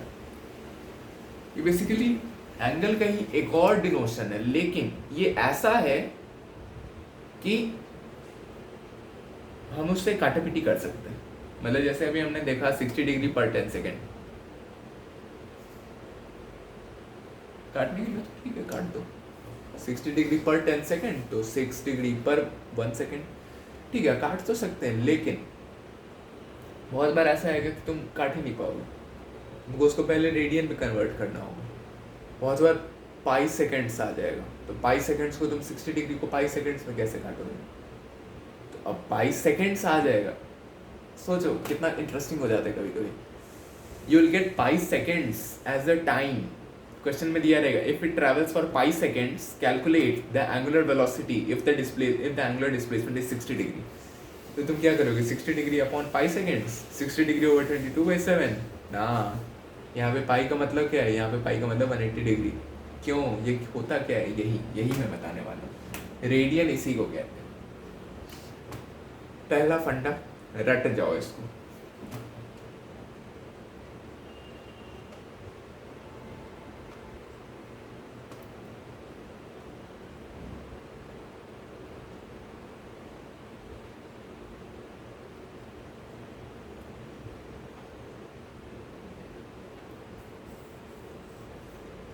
या तो 360 डिग्रीज 2 पाई रेडियन याद कर लो, नहीं तो 180 डिग्रीज पाई रेडियन। इसको मत याद करो, इसी को याद कर लो बस। 180 डिग्रीज पाई रेडियंस, हर एक एंगल निकल जाएगा। अगर मैं बोलूँ 60 डिग्री तो 60 डिग्री क्योंकि 180/3 होता है, यानी कि इसके रेडियन में पाई/3 रैड आएगा। रेडियन को रैड से डिनोट करते हैं, राइट। यानी कि अगर 90 डिग्री जैसे यहाँ पे डिस्प्लेसमेंट हुआ तो 90 डिग्री 180/2 होता है, यानी कि पाई/2 रैड है। यानी कि ये जो थीटा है ना, ये जो एंगुलर डिस्प्लेसमेंट है वो अगर 90 डिग्री का डिस्प्लेसमेंट हो रहा है, यानी कि पाई/2 रेडियन का डिस्प्लेसमेंट हो रहा है। जो एंगुलर डिस्प्लेसमेंट है वो पाई/2 रेडियन का, राइट। समझ में आ गया? ये मैंने समझाने के लिए किया। अब वापस आते हैं अपने फॉर्मूले पे। ये है टर्निंग, राइट। अगर थीटा अप्रोचेस 0 यानी कि एंगुलर डिस्प्लेसमेंट भी थीटा, अगर थीटा एंगल से डिस्प्लेस होता है एंगुलर डिस्प्लेसमेंट थीटा का। अब थीटा एंगल लेट से t सेकेंड्स में एंगुलर डिस्प्लेसमेंट थीटा हो रहा है, यानी कि 1 सेकेंड में एंगुलर डिस्प्लेसमेंट थीटा/t होगा। और अगर एंगुलर डिस्प्लेसमेंट का ये तो रेट ऑफ चेंज आ गया, यानी कि ये तो ओमेगा है, यानी कि ओमेगा t बराबर थीटा। अब एक और इम्पोर्टेंट चीज क्या है? वो इम्पोर्टेंट चीज ये जो थीटा है ना, इट विल बी, अगर थीटा अप्रोचेस 0, अगर एंगल 0 की तरफ अप्रोच कर रहा है तो ये जो डिस्टेंस होगा वो मिनिमम होते होते एक स्ट्रेट लाइन बन जाएगा, और उसका भी जो वैल्यू होगा ना वो भी थीटा ही होगा। वो थीटा एंगल के बराबर ही हो जाएगा। वो मतलब वो सॉर्ट ऑफ कह सकते हो ना कि जैसे एंगुलर डिस्प्लेसमेंट हुआ ना वो बहुत, बिकॉज वो बहुत छोटा हो जाएगा तो वही हो ही जाएगा लगभग। तो इसको हम ऐसे लिख सकते हैं थीटा को, बिकॉज इस केस में क्या हो जा रहा है? डिस्प्लेसमेंट हो जा रहा है, यानी कि ओमेगा। और moreover moreover tan theta अगर मैं उस पर्टिकुलर पॉइंट पे निकालूं तो क्या हो जाएगा, परपेंडिकुलर ओवर बेस, बेस इस केस में r रहेगा बिकॉज ये तो सेंटर से जा रहा है, राइट। यानी कि tan थीटा क्या होता है, tan थीटा में तो ऐसे ही निकाल लिया, क्यों जरूरत क्या था tan थीटा में, because tan theta is the slope, understand it. अगर मैं बहुत ही ज्यादा इसको मैग्नीफाई कर दूं तो कुछ ऐसा आएगा, राइट, कुछ ऐसा आएगा, राइट। ये रेडियस होगा इसका, यहाँ से यहाँ तक का डिस्प्लेसमेंट हुआ होगा when theta tends to zero. Theta अगर बहुत छोटा हो रहा है, फिर भी अगर यहाँ पे थीटा अगर बहुत छोटा हो रहा है यानी कि स्ट्रेट लाइन बन रहा है, अगर ये स्ट्रेट लाइन बन रहा है तो इसका लेट से कुछ हाइट है एस, लेट से डिस्प्लेसमेंट कुछ हो रहा होगा। ये जो डिस्प्लेसमेंट है और ये जो आर है, यानी कि जो बेसिकली अगर बहुत छोटा हो जाएगा तो tan theta will correspond to R. क्यों क्यों क्यों क्यों क्यों because tan theta is the slope. अब अगर थीटा बहुत छोटा हो जाए तो ये स्लोप तो और नीचे आते आते लगभग रेडियस के बराबर हो जाएगा slope. That is why tan theta is जो भी एंगल यहाँ पे आएगा बिकॉज ये डिस्प्लेसमेंट है तो थीटा बाई आर हो जाएगा, राइट। अब लेकिन ये मैं थीटा नहीं लिखूंगा क्योंकि ये स्ट्रेट लाइन है तो मैं इसे एस लिखूंगा, राइट। तो अब यहाँ पे tan थीटा का यूज क्या है, tan थीटा का यूज क्या है, बिकॉज अल्टीमेट जो डिस्प्लेसमेंट है यहाँ से यहाँ का डिस्प्लेसमेंट तो अब रह ही नहीं गया बिकॉज ये तो कॉरेस्पॉन्डिंग लगभग जीरो ही आ गया, यानी कि जो डिस्प्लेसमेंट है वो तो यहाँ से यहाँ तक का हो गया, राइट। तभी ना, बिकॉज फिर तो लगभग जीरो ही आ गया। तो अगर ये पॉइंट लगभग टेंड्स टू जीरो हो गया तो यानी कि यहाँ से यहाँ का जो भी चीज़ था जो tan थीटा वो लगभग r हो गया, यानी कि मैं रेडियस को tan थीटा की जगह से रिप्लेस कर सकता हूँ, लेकिन फिर भी मैं रेडियस को r ही रहने दूंगा। इसको थीटा को बेसिकली ये है क्या, theta is the displacement, right, ये चीज। अब थीटा ओवर r, ये tan थीटा यानी कि डिस्प्लेसमेंट जो हुआ वो थीटा का हुआ, लेकिन फिर भी जो यहाँ से r गया है, राइट, r गया यहाँ से रेडियस है, then theta tends to zero तो tan थीटा बराबर थीटा हो जाता है। क्यों क्यों मत जानो, वो 11th लेवल पे अभी नहीं। tan theta is equals to theta displacement if theta tends to zero, right. तो इस केस में यहाँ पे जो भी थीटा आएगा, क्या मैं इसकी जगह tan थीटा लिख सकता हूँ, बिकॉज वेन थीटा अप्रोचेज, यहाँ तो थीटा अप्रोचेज जीरो चल रहा है, यहाँ पर सब कुछ थीटा अप्रोचेज जीरो में ही चल रहा है, यानी कि tan थीटा आ गया। अब tan थीटा को मैं s ओवर r लिख सकता हूँ, और अगर t को मैं डिनोमिनेटर में लाऊं तो ये हो जाएगा, यानी कि omega is equals to 1/r into S by T. अब s बाई टी तो हो गया वेलोसिटी, यानी कि जो वेलोसिटी से वो ट्रैवल कर रहा है, राइट। s बाई टू तो ये s ओवर टाइम t, तो ये तो वेलोसिटी आ गया, यानी कि ओमेगा r बराबर v, r को इधर ले आया और वेलोसिटी को डिनोट कर दिया। ये है फॉर्मूला यूनिफॉर्म सर्कुलर मोशन का। मोर एवर थीटा ओवर टी बराबर ओमेगा, ये तो नॉर्मल, मतलब ये तो सभी को आता है।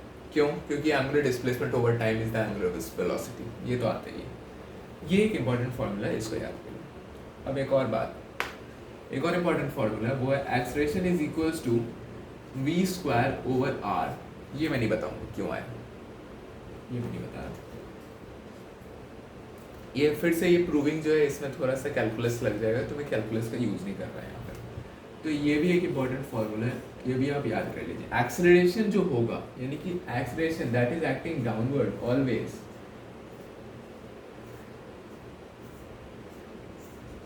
This acceleration is equals to V square over R, moreover omega, यानी कि जो स्पीड है हर एक इंस्टेंट पे, हर एक इंस्टेंट पे जो वेलोसिटी होगी वो v ओवर r हो जाएगी, राइट, v ओवर r। यहाँ पे भी v over r magnitude wise v over r, v over r, v over r, v over r, हर एक केस पे जो मैग्नीट्यूड रहेगा, मैग्नीट्यूड जो रहेगा इसका वो v ओवर r के बराबर रहेगा। अब डायरेक्शन तो वो 90 डिग्री हमेशा रहते हैं, डायरेक्शन तो कहीं भी देखो तो रेडियस से 90 ही डिग्री रहेगा, डायरेक्शन तो डिफाइंड ही है कि रेडियस से तो वही 90 डिग्री, रेडियस से 90 डिग्री आउटवर्ड्स, यही डायरेक्शन ही है इसका, राइट। ये हो गया हमारा सर्कुलर मोशन कंप्लीट। और इसी के साथ मोशन का पूरा ब्रीफली हमने पूरा का पूरा सर्कुलर पूरा मोशन चैप्टर ही कर दिया। इससे ज़्यादा नहीं पूछेगा, जितना मैंने करा दिया एनएससी जिसमें इससे ज़्यादा नहीं पूछता।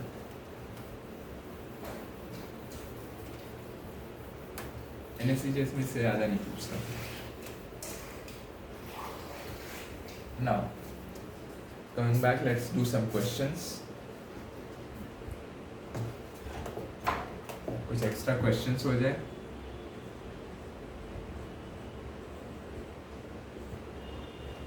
Questions.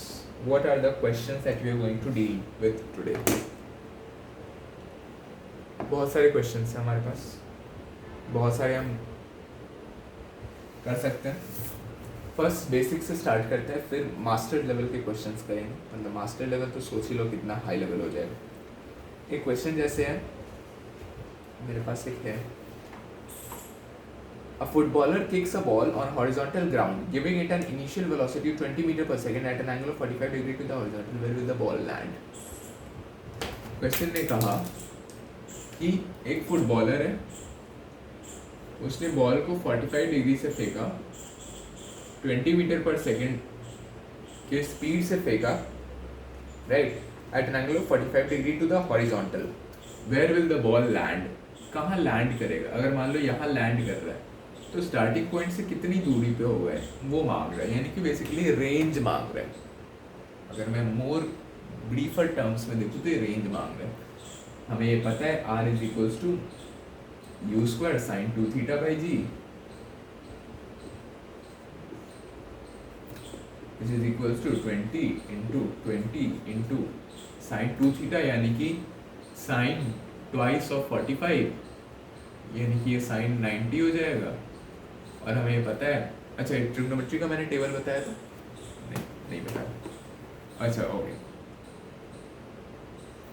सी साइन कॉस टैन, एक बहुत ही आसान तरीका है याद करने का।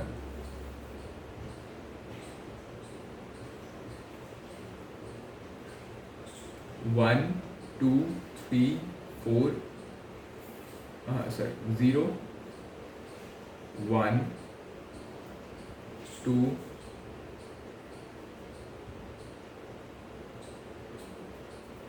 मैं अभी केवल साइन के बारे में बात कर रहा हूँ।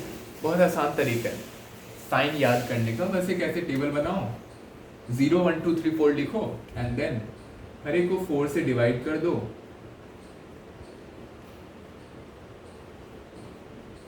और फिर हर एक पे पूरा का पूरा रूट लगा दो, साइन निकल जाएगा।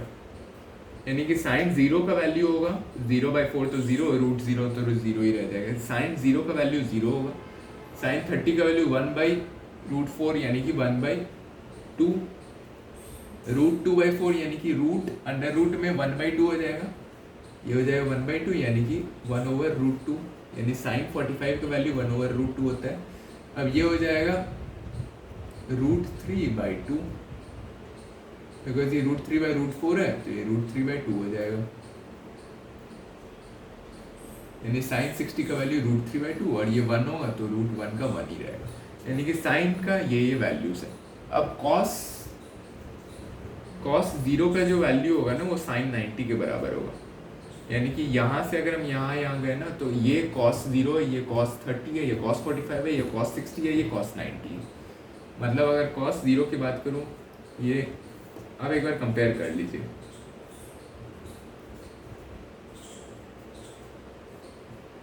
तो सर ये 0 हो जाएगा, राइट। यानी कि साइन 0 का cos 90 साइन 30 का कॉस 60 साइन 40 या ऐसे याद करिए साइन बस आप याद कर लीजिए साइन का बहुत आसान है 0 1 2 3 4 ओवर 4 4 4 सबका रूट निकल गया साइन के वैल्यूज कॉस 0 साइन 90 कॉस का यहाँ से दूसरा तो वहाँ से पहला या देखो 0 फिर 30 है तो 90 फिर 60 फिर 45 तो 45 दोनों में सेम है यानी कि साइन 45 और कॉस 45 दोनों ही 1/√2 है और फिर ये अब एक और फॉर्मूला होता है हमारे पास tan थीटा जो होता है वो sine theta over cos theta होता है right tan theta is sine theta over cos theta अब हम यही करने ही वाले हैं क्या करने वाले हैं अब हम tan का टेबल ड्रॉ करते हैं tan 0 साइन 0 ओवर कॉस 0 यानी कि साइन 0 ओवर कॉस 0 ये 1 आ गया tan 30 साइन 30 ओवर कॉस 30 यानी कि 1/√3 आ गया यानी कि tan 30 का value 1/√3 tan 45 sine 45 over cos 45 पूरा ही कट गया साइन 60 ओवर कॉस 60 tan 60 हो जाएगा यानी कि √3/2 इंटू 1 इंटू 2 यानी कि डिवाइड हो रहा है बेसिकली ये हो जाएगा tan 60 का वैल्यू √3 अब tan 90 का वैल्यू साइन 90 ओवर कॉस 90 कुछ लगा शॉक लगा या नहीं लगा नहीं लगा अब लग जाएगा 1/0 बताओ क्या आंसर होगा any number divided by 0 any number divided by 0 is 0 या 0 divided by any number is 0 यार तुमने तो मैथ्स ही बदल दी any number divided by 0 is not defined because division by 0 is not defined तो अगर आप भी कुछ वैसे बच्चे हैं कि any number divided by 0 is 0 तो भैया मैथ्स को बर्बाद मत करिए प्लीज़ ठीक है गलतियाँ हो जाती हैं कभी कभी माफ़ कर दिया लेकिन अगली बार से याद रखना 0 divided by any number is 0 but any number divided by 0 is not equal to 0 any number divided by 0 is not defined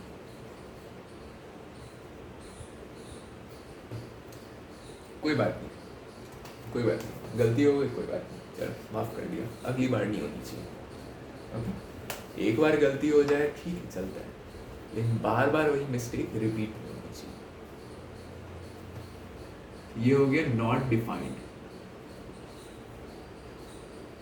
बहुत जगह ऐसा भी सिंबल देखिएगा ये इन्फिनिटी का सिंबल होता है फिर से वही मैं कहूँगा थीटा एंगल के लिए भी डिनोट होता है डिस्प्लेसमेंट एंगुलर डिस्प्लेसमेंट के लिए भी डिनोट होता है उसी तरीके से डेल्टा केमिस्ट्री में भी डिनोट होता था हीटिंग में delta angular deviation optics ray optics में भी डिनोट होता है उसी तरीके से ये जो साइन है ना ये इन्फिनिटी को भी डिनोट करता है इन्फिनिटी और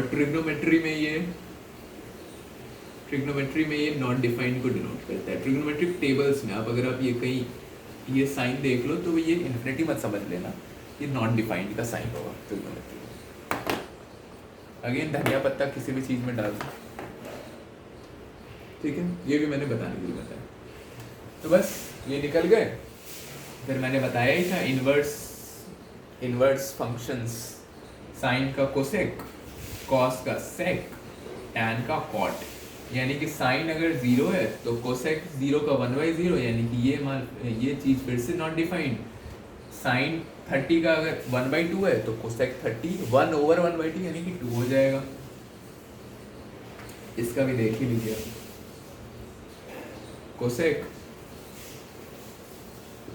बेसिकली मैंने तो केवल साइन याद किया था साइन अगर ऐसे है ना तो उसको पलट दो तो कॉस का टेबल बन जाता है देखो जरा सा 0 1/2 1/√2 √3/2 1 1 √3/2 1/2 1/2 0 1 √3/2 1/2 0 बेसिकली मैंने तो केवल साइन याद किया यहाँ से यहाँ साइन उसको मैंने पलट दिया तो कॉस बन गया दोनों को डिवाइड कर डाला तो tan बन गया। फिर कोसेक जो है वो तो साइन का इन्वर्स ही है। सेक जो है अगर कॉस पता चली गया तो सेक भी मैंने साइन कॉस का इन्वर्स से याद कर लिया, और कॉट जो है वो भी tan का ही इन्वर्स है, तो बस जो tan आया उसका इन्वर्स कॉट हो जाएगा। मैंने बस साइन याद किया था, सारे तो अपने आप बनते चले गए। पैटर्न ढूंढो किसी चीज़ में, पैटर्न।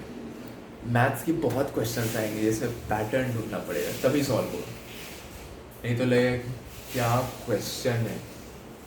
लिटरली एग्जाम में ऐसा हो जाता है क्या क्वेश्चन है यार, और जब पैटर्न पता चला इतना आसान क्वेश्चन, इतने बड़े ओलंपियाड में ऐसा ही होता है, सच बता रहा हूँ। पैटर्न पता चलने के बाद यार नहीं बना। पैटर्न ढूंढो, अभी से आदत डालो पैटर्न ढूंढने की, बहुत हेल्प करेगा 11-12 में मैथ्स में। तो उसमें बहुत क्वेश्चन ऐसे होंगे तो पैटर्न से मतलब यूं सॉल्व हो जाएंगे विद इन सेकेंड्स। कोसेक 1/0 यानी कि ये हो जाएगा, फिर उसके बाद ये 2 हो जाएगा, ये √2 हो जाएगा, ये 2/√3 हो जाएगा और ये 1 रहेगा। सेक की अगर मैं बात करूँ तो ये 1 रहेगा, ये 2/√3 रहेगा, ये √2 रहेगा, ये 2 रहेगा, ये इन्फिनिटी हो जाएगा क्योंकि 1/0 हो जाएगा, इन्फिनिटी नहीं, नॉन डिफाइंड। अब अगेन अब देखो जरा सा, हमने क्या किया tan में, हमने क्या किया साइन थीटा और कॉस थीटा tan है, राइट। अब हमें क्या चाहिए, अब हमें चाहिए कॉट थीटा, राइट। अब हमें कॉट का टेबल लिखना है, तो कॉट हमें पता है कि tan का इन्वर्स है, यानी कि अगर मैं दोनों ही साइड्स को 1/1 से कर दूं, यानी कि दोनों ही साइड्स में पावर नेगेटिव डाल दूं, तो ये क्या हो जाएगा, ये कॉट थीटा हो जाएगा, और ये 1/sin थीटा और कॉस थीटा हो जाएगा, ये cos theta over sine theta हो जाएगा, राइट। अब कॉट थीटा, कॉट 0 का वैल्यू कॉस 0 1 है, राइट। और फिर साइन 0 है हमारा 0, यानी कि ये भी फिर हो जाएगा नॉट डिफाइंड। ये हो जाएगा tan का बस इनवर्स √3। मोरेवर आप ऐसे भी कर सकते थे, अगर tan थीटा 0 है तो cot थीटा 1/0 हो जाएगा, यानी कि फिर से नॉट डिफाइंड। ऐसे भी आप कर सकते थे, मैंने तो समझाने के लिए ऐसे बता दिया।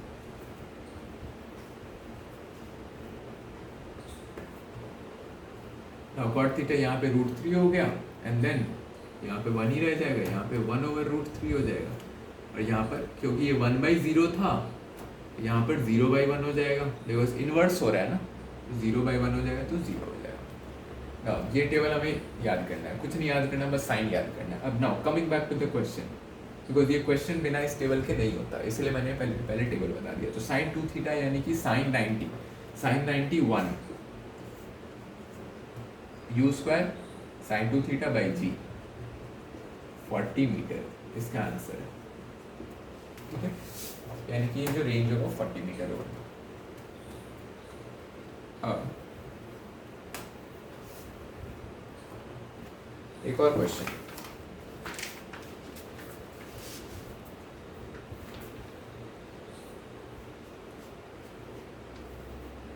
a body falls freely from a height of 125 meter. After 2 seconds, gravity ceases to act. Find the time taken by it to reach the ground. इसने क्या क्या कहा है इस क्वेश्चन में, एक बॉडी है जो कि फॉल्स फ्रीली फ्रॉम 125 मीटर, कुछ हाइट है 125 मीटर है, यहाँ से एक बॉल फ्रीली फॉल कर रहा है। फ्री फॉलिंग का मतलब u is 0, right. After 2 seconds gravity ceases to act, 2 second के बाद ग्रेविटी नहीं एक्ट कर रही, तो बताओ टाइम कितना लेगा नीचे पहुंचने में। बहुत ट्रिकी क्वेश्चन है, नहीं है बहुत आसान है। सोचो, वीडियो पॉज करके सोचो, बहुत आसान क्वेश्चन है, वीडियो पॉज करके सोचो। नाउ हो गया हो, लेट्स कम बैक। यहाँ से फॉल करेगा, लेट्स से 2 सेकंड में कुछ ये डिस्टेंस ट्रैवल कर लिया 2 सेकंड में, यानी कि 2 सेकंड तक उसको नीचे एक्सेलरेशन मिल रहा था 10 मीटर पर सेकंड का, पर सेकंड स्क्वायर। उसके बाद उसको एक्सेलरेशन नहीं मिला है, यानी कि यहाँ पर उसको एक्सेलरेशन नहीं है, यानी कि इस पर्टिकुलर पॉइंट पे उसका जो भी वेलोसिटी रहेगा वही वेलोसिटी, उसी कांस्टेंट वेलोसिटी से ये पूरा ड्यूरेशन ट्रैवल करेगा। इस पॉइंट पे जो वेलोसिटी ग्रेविटेशन के बाद का हो वो उसी पॉइंट वेलोसिटी से ट्रैवल करेगा ना। अगर मैं ज़रा सा सोचूं इसके बारे में, क्या मैं यहाँ पे फर्स्ट इक्वेशन लगा सकता हूँ? फर्स्ट इक्वेशन ऑफ मोशन लगाऊं? 2 सेकेंड्स, राइट? तो 2 सेकेंड्स के बाद सोल्यूशन देखते हैं। 2 सेकेंड्स के बाद जो v होगा it is u plus G T, यानी कि v इज इक्वल्स टू, ये जो 0 ही है, जो g 10 है, 10 into 2 which is equals to 20 metre per second. पहला इंपॉर्टेंट चीज, अब इस पर्टिकुलर का डिस्टेंस अगर मैं फाइंड कर लूँ तो ये पर्टिकुलर का डिस्टेंस निकल जाएगा। अब ये पर्टिकुलर का अगर डिस्टेंस निकल गया, हमें स्पीड पता ही है, तो डिस्टेंस ओवर स्पीड कर लेंगे तो टाइम निकल जाएगा, यानी कि यहाँ का टाइम निकल जाएगा, यहाँ का टाइम हमें पता ही है, तो टोटल टाइम हो जाएगा हमारा, राइट? तो इस केस में डिस्टेंस क्या होगा? v square minus you square over 2g, ये s हो जाएगा, यानी कि 400, u तो 0 ही है, ओवर 20, यानी कि हो जाएगा 20 मीटर, 20 मीटर आ जाएगा, यानी कि जो बचा डिस्टेंस है वो 105 मीटर है, और 105 ओवर वेलोसिटी हमारा आया था 20 मीटर पर सेकेंड, तो ये हो जाएगा 41.25 सेकेंड। अब प्लस हमें पता है कि 2 सेकेंड ऊपर लगा है, तो यानी कि 43.25 सेकेंड लग रहा है इसको पहुंचने में, राइट? नहीं 50, सॉरी 43 कहाँ से, ये तो 50 है ना, 5 है, राइट? 5 है, 5.25 सही है, अब सही है, 7.25 सेकेंड्स, 7.25, मैंने सोचा 43 सेकेंड्स कहाँ से आ गए, ठीक है, 7.25 सेकेंड्स लगे इसको पहुँचने में। ये हमारा एक और क्वेश्चन डन, यानी कि टाइम टेकन हमारा निकल गया 7.25 सेकेंड्स, यानी कि 7 1/4 सेकेंड्स, और अगर आपको ज़्यादा ही इलैबोरेट करना है तो 29/4 सेकेंड्स चलता है, कोई सा भी बोलो। अब एक कॉन्सेप्चुअल क्वेश्चन है, if we do not neglect the air resistance, अभी हम क्या करते हैं कि हम बॉल को फॉल कराते हैं, राइट? हम बॉल को फॉल कराते हैं, हम ये मानते हैं कि कोई ऊपर की तरफ रेसिस्टेंस, एयर का जो रेसिस्टेंस है, यानी कि रेसिस्टेंस जो फोर्स है वो नहीं लग रहा है, केवल ग्रेविटी का फोर्स लग रहा है जी डाउनवर्ड, यही हम मान के चलते हैं।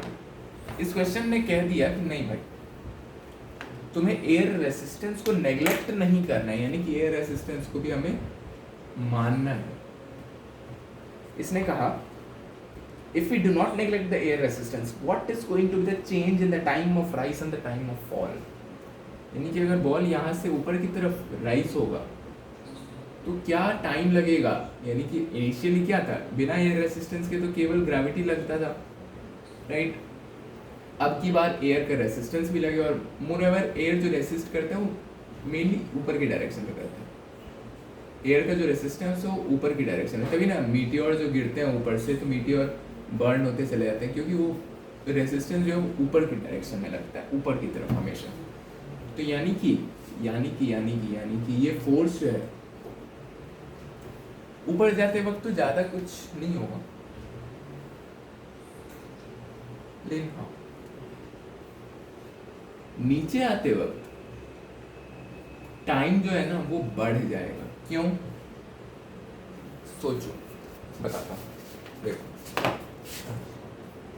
गिर रही है, मैं उसको ये ऐसे गिरती पहले, अब मैंने क्या किया कि उसको ऊपर की तरफ रेसिस्ट किया, अब वो भले गिर तो रही है लेकिन मैं उसको रेसिस्ट कर रहा हूँ ऊपर की तरफ, तो उसका जो टाइम टेकन है फॉल का वो बढ़ रहा है, because I am resisting it upwards. तो भले फॉल तो कर रहा है लेकिन मैं उसको रेसिस्ट कर रहा हूँ। तो एयर भी जो है अगर रेसिस्टेंस डाल रहा है तो उस केस में जो टाइम ऑफ फॉल है वो बढ़ जाएगा, यानी कि time of fall will increase, time of fall will increase if air resistance is counted.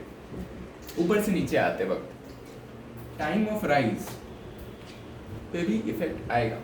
क्यों? जैसे लेट्स से ये एक हैंकी है राइट, अगर फॉल में देखो, अगर रेसिस्टेंस हो रहा है तो उतना जल्दी नहीं फॉल करेगा, ऐसे फॉल कर जाता है। लेकिन लेट्स से ये एयर है, ये इसको रेसिस्ट कर रहा है तब फॉल हो रहा है, तो उतना टाइम ऑफ फॉल में तो समझ गए। टाइम ऑफ राइज में ये अगेन एयर है राइट, ये अगर राइज करेगा तो एयर भी इसको रेसिस्ट करेगा, ये डाउनवर्ड इसको भेजेगा, यानी कि टाइम ऑफ राइज जो है वो ही बढ़ जाएगा।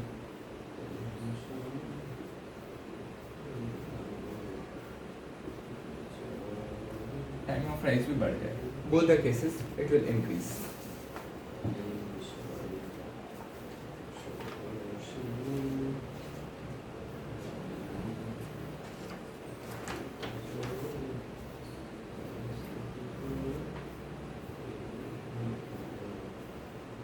ना एक सर्कुलर मोशन से रिलेटेड क्वेश्चन कर लेते हैं, बेसिक फॉर्मूला पे, ज़्यादा कुछ नहीं।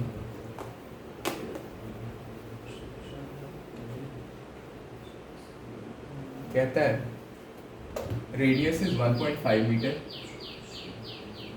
Angular speed is 10 radian per second. Radius है वो 1.5 metre, angular speed 10 radian per second है ना। एक और इम्पॉर्टेंट बात, जो फॉर्मूला हमने बनाया है उसमें एंगुलर स्पीड हमेशा रेडियन में ही होता है, फॉर्मूले में हमेशा एंगुलर स्पीड रेडियन में ही आता है, फॉर्मूले में कभी भी एंगुलर स्पीड डिग्री में नहीं पुट हो सकता है। So it is given to find the linear velocity. हमें पता है ओमेगा आर बराबर बी, तो बस 10 इंटू 1.5 15 मीटर पर सेकेंड, ये आ गया हमारा। Now, another important question.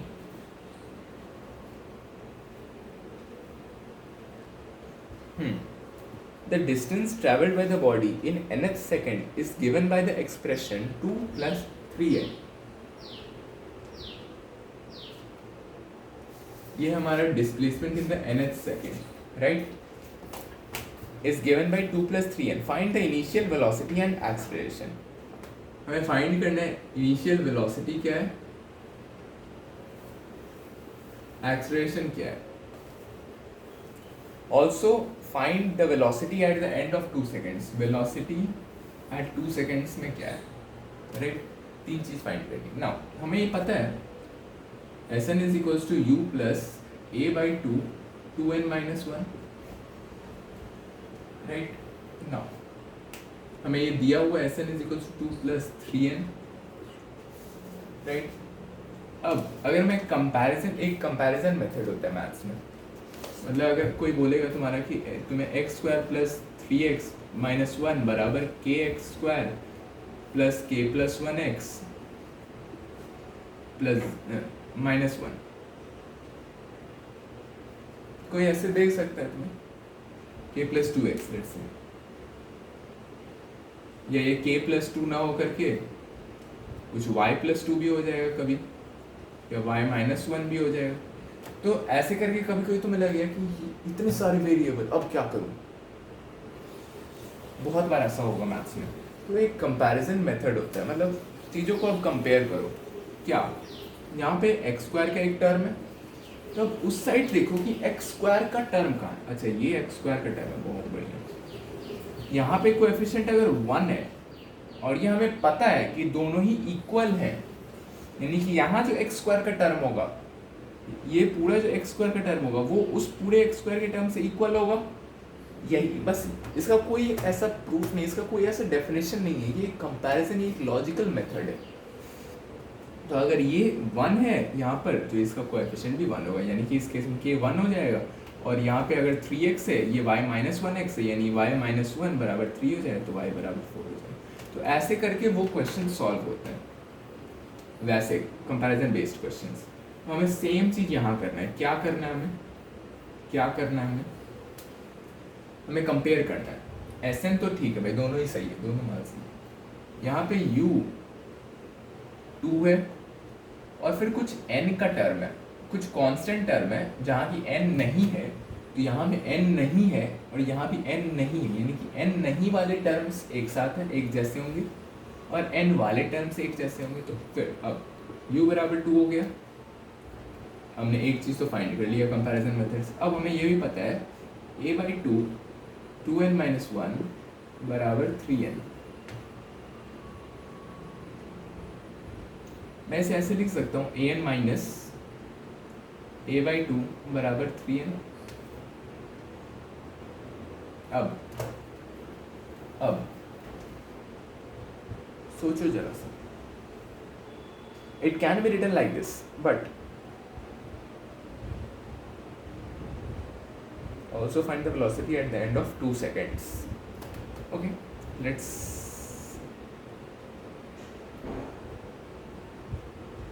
अगर मैं n को इधर ले आता हूँ और a/2 को उधर ले जाता हूँ, मैंने क्या किया, a/2 को उधर लिया और ये हो गया an minus 3n, n into a minus 3 is equals to a/2। या मैं इसे ऐसे लिख सकता हूँ, इसे मैं ऐसे लिख सकता हूँ, मुझे a ही ना फाइंड करना, मुझे a फाइंड करना है, तो मैं ऐसे a फाइंड कर लिया, क्या 3n ओवर 2n-1 को मैं इधर बुला लिया इंटू 2 6n ओवर 2n-1, ये हमारा एक्सप्रेशन आ गया, एक्सप्रेशन आ गया। बट एक और इम्पोर्टेंट बात, क्या,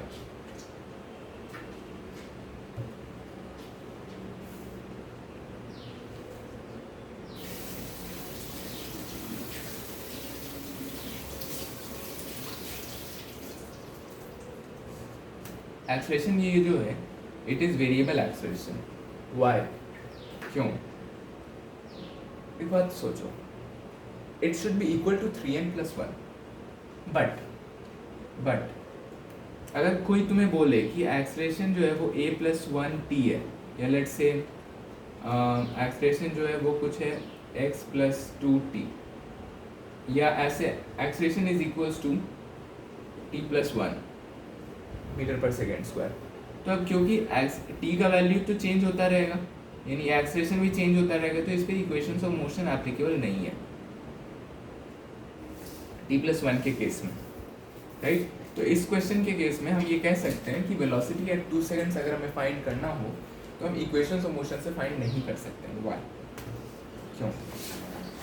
अच्छा, अगर तुम ये ध्यान दो कि अगर मैं n की वैल्यू यहाँ पर, एक और बात, अगर तुम ये ध्यान दो, अगर आप ये ध्यान देंगे, अगर मैं n की वैल्यू 2 पुट करूँ, या n की वैल्यू लेट से 1 पुट करता हूँ, तो दोनों ही केस में 1 हो गई n की वैल्यू, तो यहाँ पे क्या हुआ, ये 2 × 1-1 यानी कि a/2 इज इक्वल्स टू 3, यानी कि a इज इक्वल्स टू 6 आ गया पहले केस में। अब मैं अगर n की वैल्यू 2 पुट करता हूँ, राइट, n की वैल्यू अगर मैं 2 पुट किया तो ये 4-1 3 ये a 3/2 बराबर n की वैल्यू अगर मैं 2 पुट किया तो a बराबर 4, यानी कि चेंज होता जा रहा है, यानी कि displacement in the first second जो होगा वो होगा 2 + 3 इज इक्वल टू 5 मीटर। मोreover डिस्प्लेसमेंट इन द सेकेंड जो होगा वो होगा 2 + 3 × 2, यानी कि ये हो जाएगा 8 मीटर, राइट। ये हो रहा है। अब मैं इसमें इक्वेशंस ऑफ मोशन लगाने की अगर मैं कोशिश करूं तो मुझे मिलेगा ut + ½ at², यही होता है इक्वेशन ऑफ मोशन। अब अगर मैं u की वैल्यू, तो हमें मुझे पता है, t की वैल्यू भी मुझे पता है, लेट्स से अभी मैं फर्स्ट 1 सेकेंड के लिए करूं तो 5 मीटर, SNF की मैं बात कर रहा हूँ। तो अब ये फर्स्ट सेकेंड में तो सेम ही रहेगा, फर्स्ट सेकेंड का डिस्प्लेसमेंट या 1 सेकेंड में डिस्प्लेसमेंट या 1 सेकेंड पे डिस्प्लेसमेंट सब बराबर ही है, 1 सेकेंड में सब चलता है। तो 2 × 1 हो गया 2 + ½ इंटू एक्सप्रेशन हमारा अभी हमें नहीं पता है, लेकिन हमें टाइम का स्क्वायर पता है, यानी कि वो 1 है। 5 माइनस 2 अगर मैं करूँ तो ये 3 is equals to a by 2, तो a इज इक्वल्स टू 6 आ रहा है. अगेन अगर मैं सेकेंड के लिए बात करूँ तो s is equals to U T plus half A T square. अब 2 सेकेंड्स में क्या हो जाएगा 13 मीटर. यू टी का सेकेंड में 4 हो जाएगा, half into A into T का स्क्वायर, यानी कि टाइम का स्क्वायर. टाइम हमें 2 सेकेंड्स पता है तो यानी कि 4 है. 13 माइनस 4 9, 2a, a बराबर 4.5 आ रहा है. एक्सेलरेशन वेरिएबल तो अब पहले सेकंड में एक्सेलरेशन 6 था, दूसरे सेकंड में एक्सेलरेशन 4.5 है. यानी कि पहले सेकंड का b इन 1 सेकंड का फर्स्ट जो at आएगा वो होगा 2 प्लस 6 इंटू टी, यानी कि 6 यानी कि 8 मीटर पर सेकंड आ रहा है पहले सेकंड के बाद. अब जो फाइनल हमें पता करना है वो v फाइनल हो गया, यानी कि 2 सेकंड वाला. तो ये v इनिशियल जो था यानी कि v ऑफ 1 सेकंड प्लस 80 होगा, राइट. अब एक ही सेकंड में बढ़ा बिकॉज हमने तो अभी 1 सेकंड का निकाल लिया. अब वहाँ से दूसरे सेकंड में तो बस एक ही सेकंड का फ़र्क पड़ा ना, एक ही सेकंड का फ़र्क पड़ा. तो अब ये 1 सेकंड होगा. v क्या है यहाँ पे 8 है plus 6 into 1 which will be 14 metre per second. 8 metre per second and 14 metre per, यानी कि जो फाइनल आंसर हमारा आएगा v in the second it is 14 metre per second. Acceleration is variable,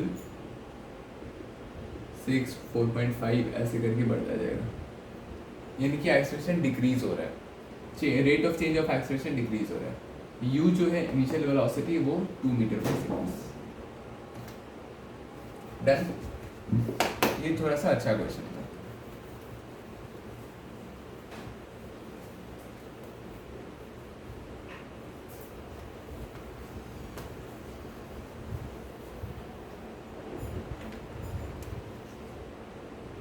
Now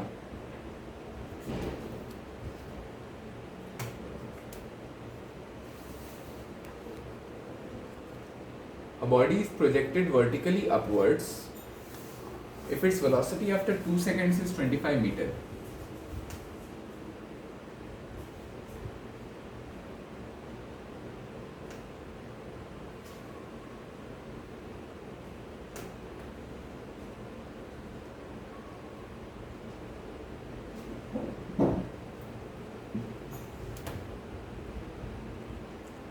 If its velocity after 2 seconds is 25 meter per second, find the velocity of projection. A body is projected vertically upwards. बहुत आसान question आ गया. Vertically upward projection है, यानी कि projection is vertically upward. बहुत आसान question आ गया. It is u is equals to 0, 2 seconds है, बस नीचे की तरफ g है, फाइंड कर लो. u हमें फाइंड करना है सर, u हमें फाइंड करना है. तो बस g इज इक्वल्स टू 10 है. Equation first equation of motion put कर देते हैं. अब अगर ऊपर के डायरेक्शन में पॉजिटिव ले रहा हूँ तो नीचे का डायरेक्शन ऑब्वियसली नेगेटिव है, यानी कि g का वैल्यू नेगेटिव में आएगा. यानी कि ये दोनों ही केस में u भी u भी पॉजिटिव है, v भी पॉजिटिव है, राइट. यानी कि 25 is equals to u minus 10 into 2, यानी कि 20 हो गया, ये 45 हो गया. बिकॉज ये 20 हुआ, 20 इधर गया तो 40. ये 10.2 नहीं है, ये 10 इंटू 2 है. मैथ्स में कभी कभी बड़े बड़े चीज़ों को मल्टीप्लाई करने के लिए हम पॉइंट भी लगा देते हैं. डॉट प्रोडक्ट, फिजिक्स में डॉट प्रोडक्ट कहते हैं, वेक्टर्स में पढ़ोगे. डॉट प्रोडक्ट होता है और वेक्टर प्रोडक्ट होता है. डॉट प्रोडक्ट होता है और क्रॉस प्रोडक्ट होता है. 2 प्रोडक्ट्स होते हैं फिजिक्स में, वेक्टर्स में. इसलिए वेक्टर्स में हमेशा ध्यान देना है कि कभी भी हम डॉट और क्रॉस कभी भी मैथ्स के टर्म्स में नहीं लगा सकते. यहाँ पे तो बिकॉज हम बेसिक्स पढ़ रहे हैं तो यहाँ पे उतना कुछ फर्क नहीं पड़ेगा, लेकिन 11th में जब वेक्टर्स पढ़ेंगे तो उसमें डॉट प्रोडक्ट अलग चीज़ हुआ, क्रॉस प्रोडक्ट अलग चीज़ हुआ, इसलिए वहाँ पे कंफ्यूज नहीं होना है. यानी कि u जो आ गया वो 45 मीटर पर सेकेंड आ गया. ये तो बहुत आसान क्वेश्चन है. नाउ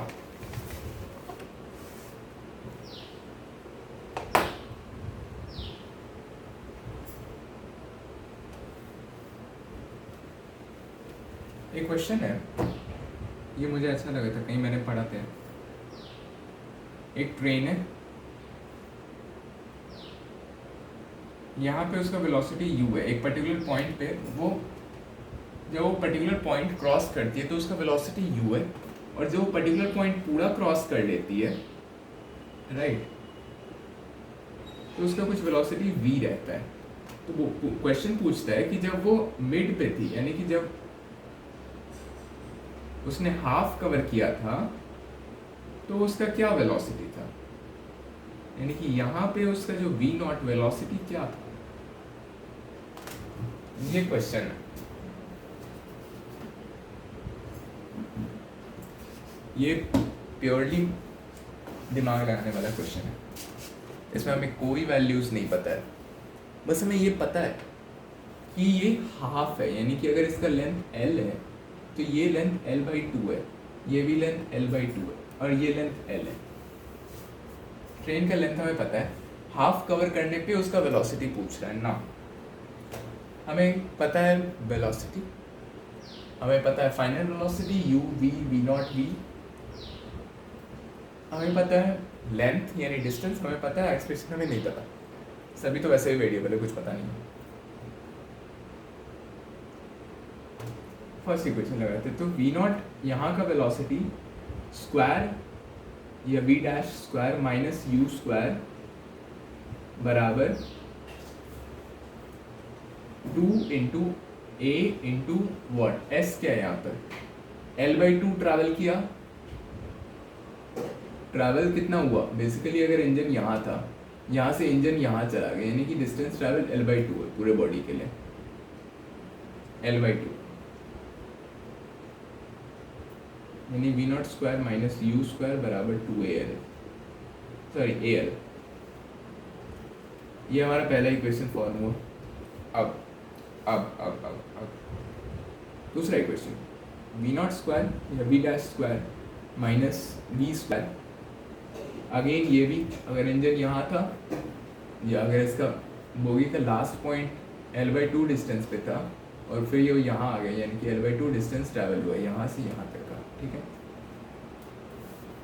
यानी कि 2 इंटू a इंटू l/2, यहाँ भी सेम, तो v not square minus v square is equals to al, ये दूसरा इक्वेशन फॉर्म हो। अब हमें फाइंड क्या करना है, हमें फाइंड करना है ये v नॉट स्क्वायर का वैल्यू, v नॉट का वैल्यू या v डैश का वैल्यू। अब अगर मैं दोनों ही इक्वेशंस को सब्ट्रैक्ट कर दूं तो क्या होगा, यानी कि मैं 2 - 1 कर रहा हूँ, ये 1 जो था मैंने दोनों को सब्ट्रैक्ट कर दिया, मैं इसको यहाँ लिख दे रहा हूँ, नहीं ऐड कर रहा हूँ मैं, नहीं मज़ा नहीं आ रहा। अब पूरे को ले लेते हैं, तीसरा इक्वेशन एक बनाते हैं। बेसिकली मैथ्स में तब तक इक्वेशंस बनाने पड़ते हैं जब तक कि एक दूसरे से कटने वाला कुछ ना आ जाए। तो u और v का वैल्यू बनाते हैं, तो v square minus u square is equals to 2al। Now अगर मैं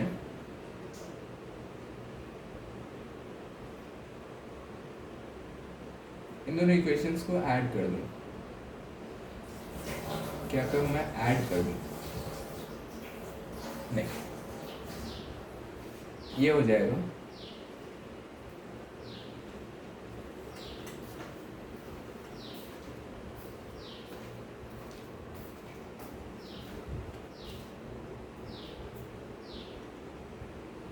बट ये तो कुछ और आ रहा है,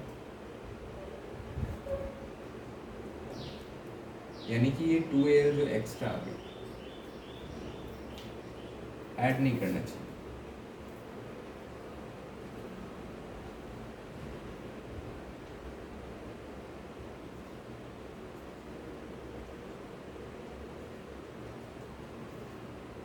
राइट,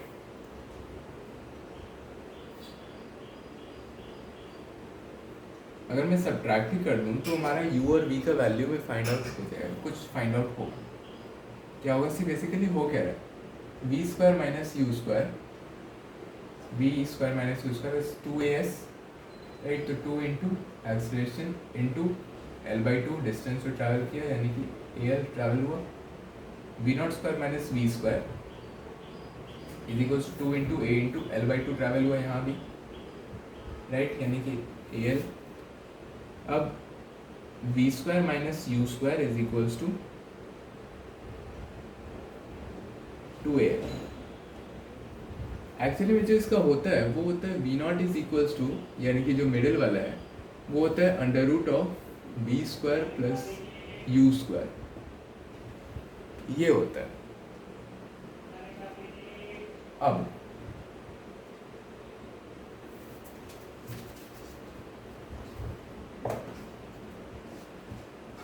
अगर मैं इन दोनों इक्वेशंस को ऐड कर दूं, अभी मैं ऐड कर रहा हूँ, तो two V not square is equals to V square plus you square, उधर की तरफ भेज दिया मैंने दोनों को, plus 2al, A L add हो गया।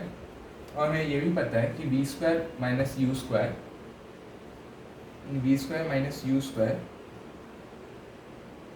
Is equals to 2al, right. अगर मैं 2al को इस साइड बुला लेता हूँ, यानी कि ये 0 हो गया, एक साइड 0 हुआ, एक साइड हो गया v not square, v square minus you square minus 2al, right. और अगर मैं ऐड कर देता हूँ दोनों ही केसेस में,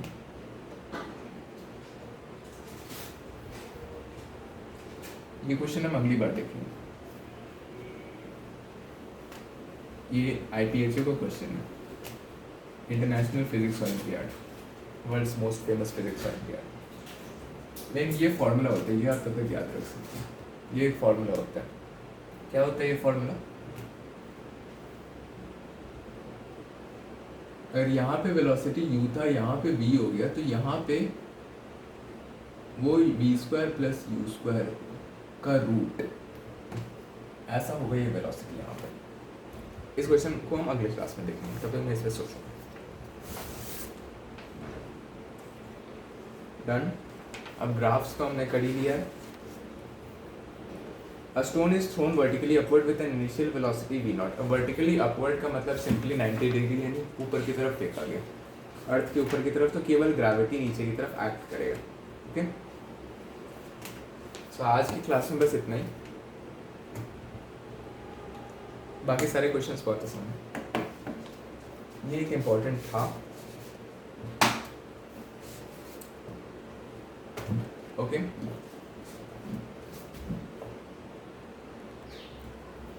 so for today this much only, where we have completed the circular motion, we have completed the formulae for circular motion, including angular speed, angular displacement, angular velocity, acceleration, its formula, and the comparison between linear velocity as well as angular velocity in respect to the formula that we have derived.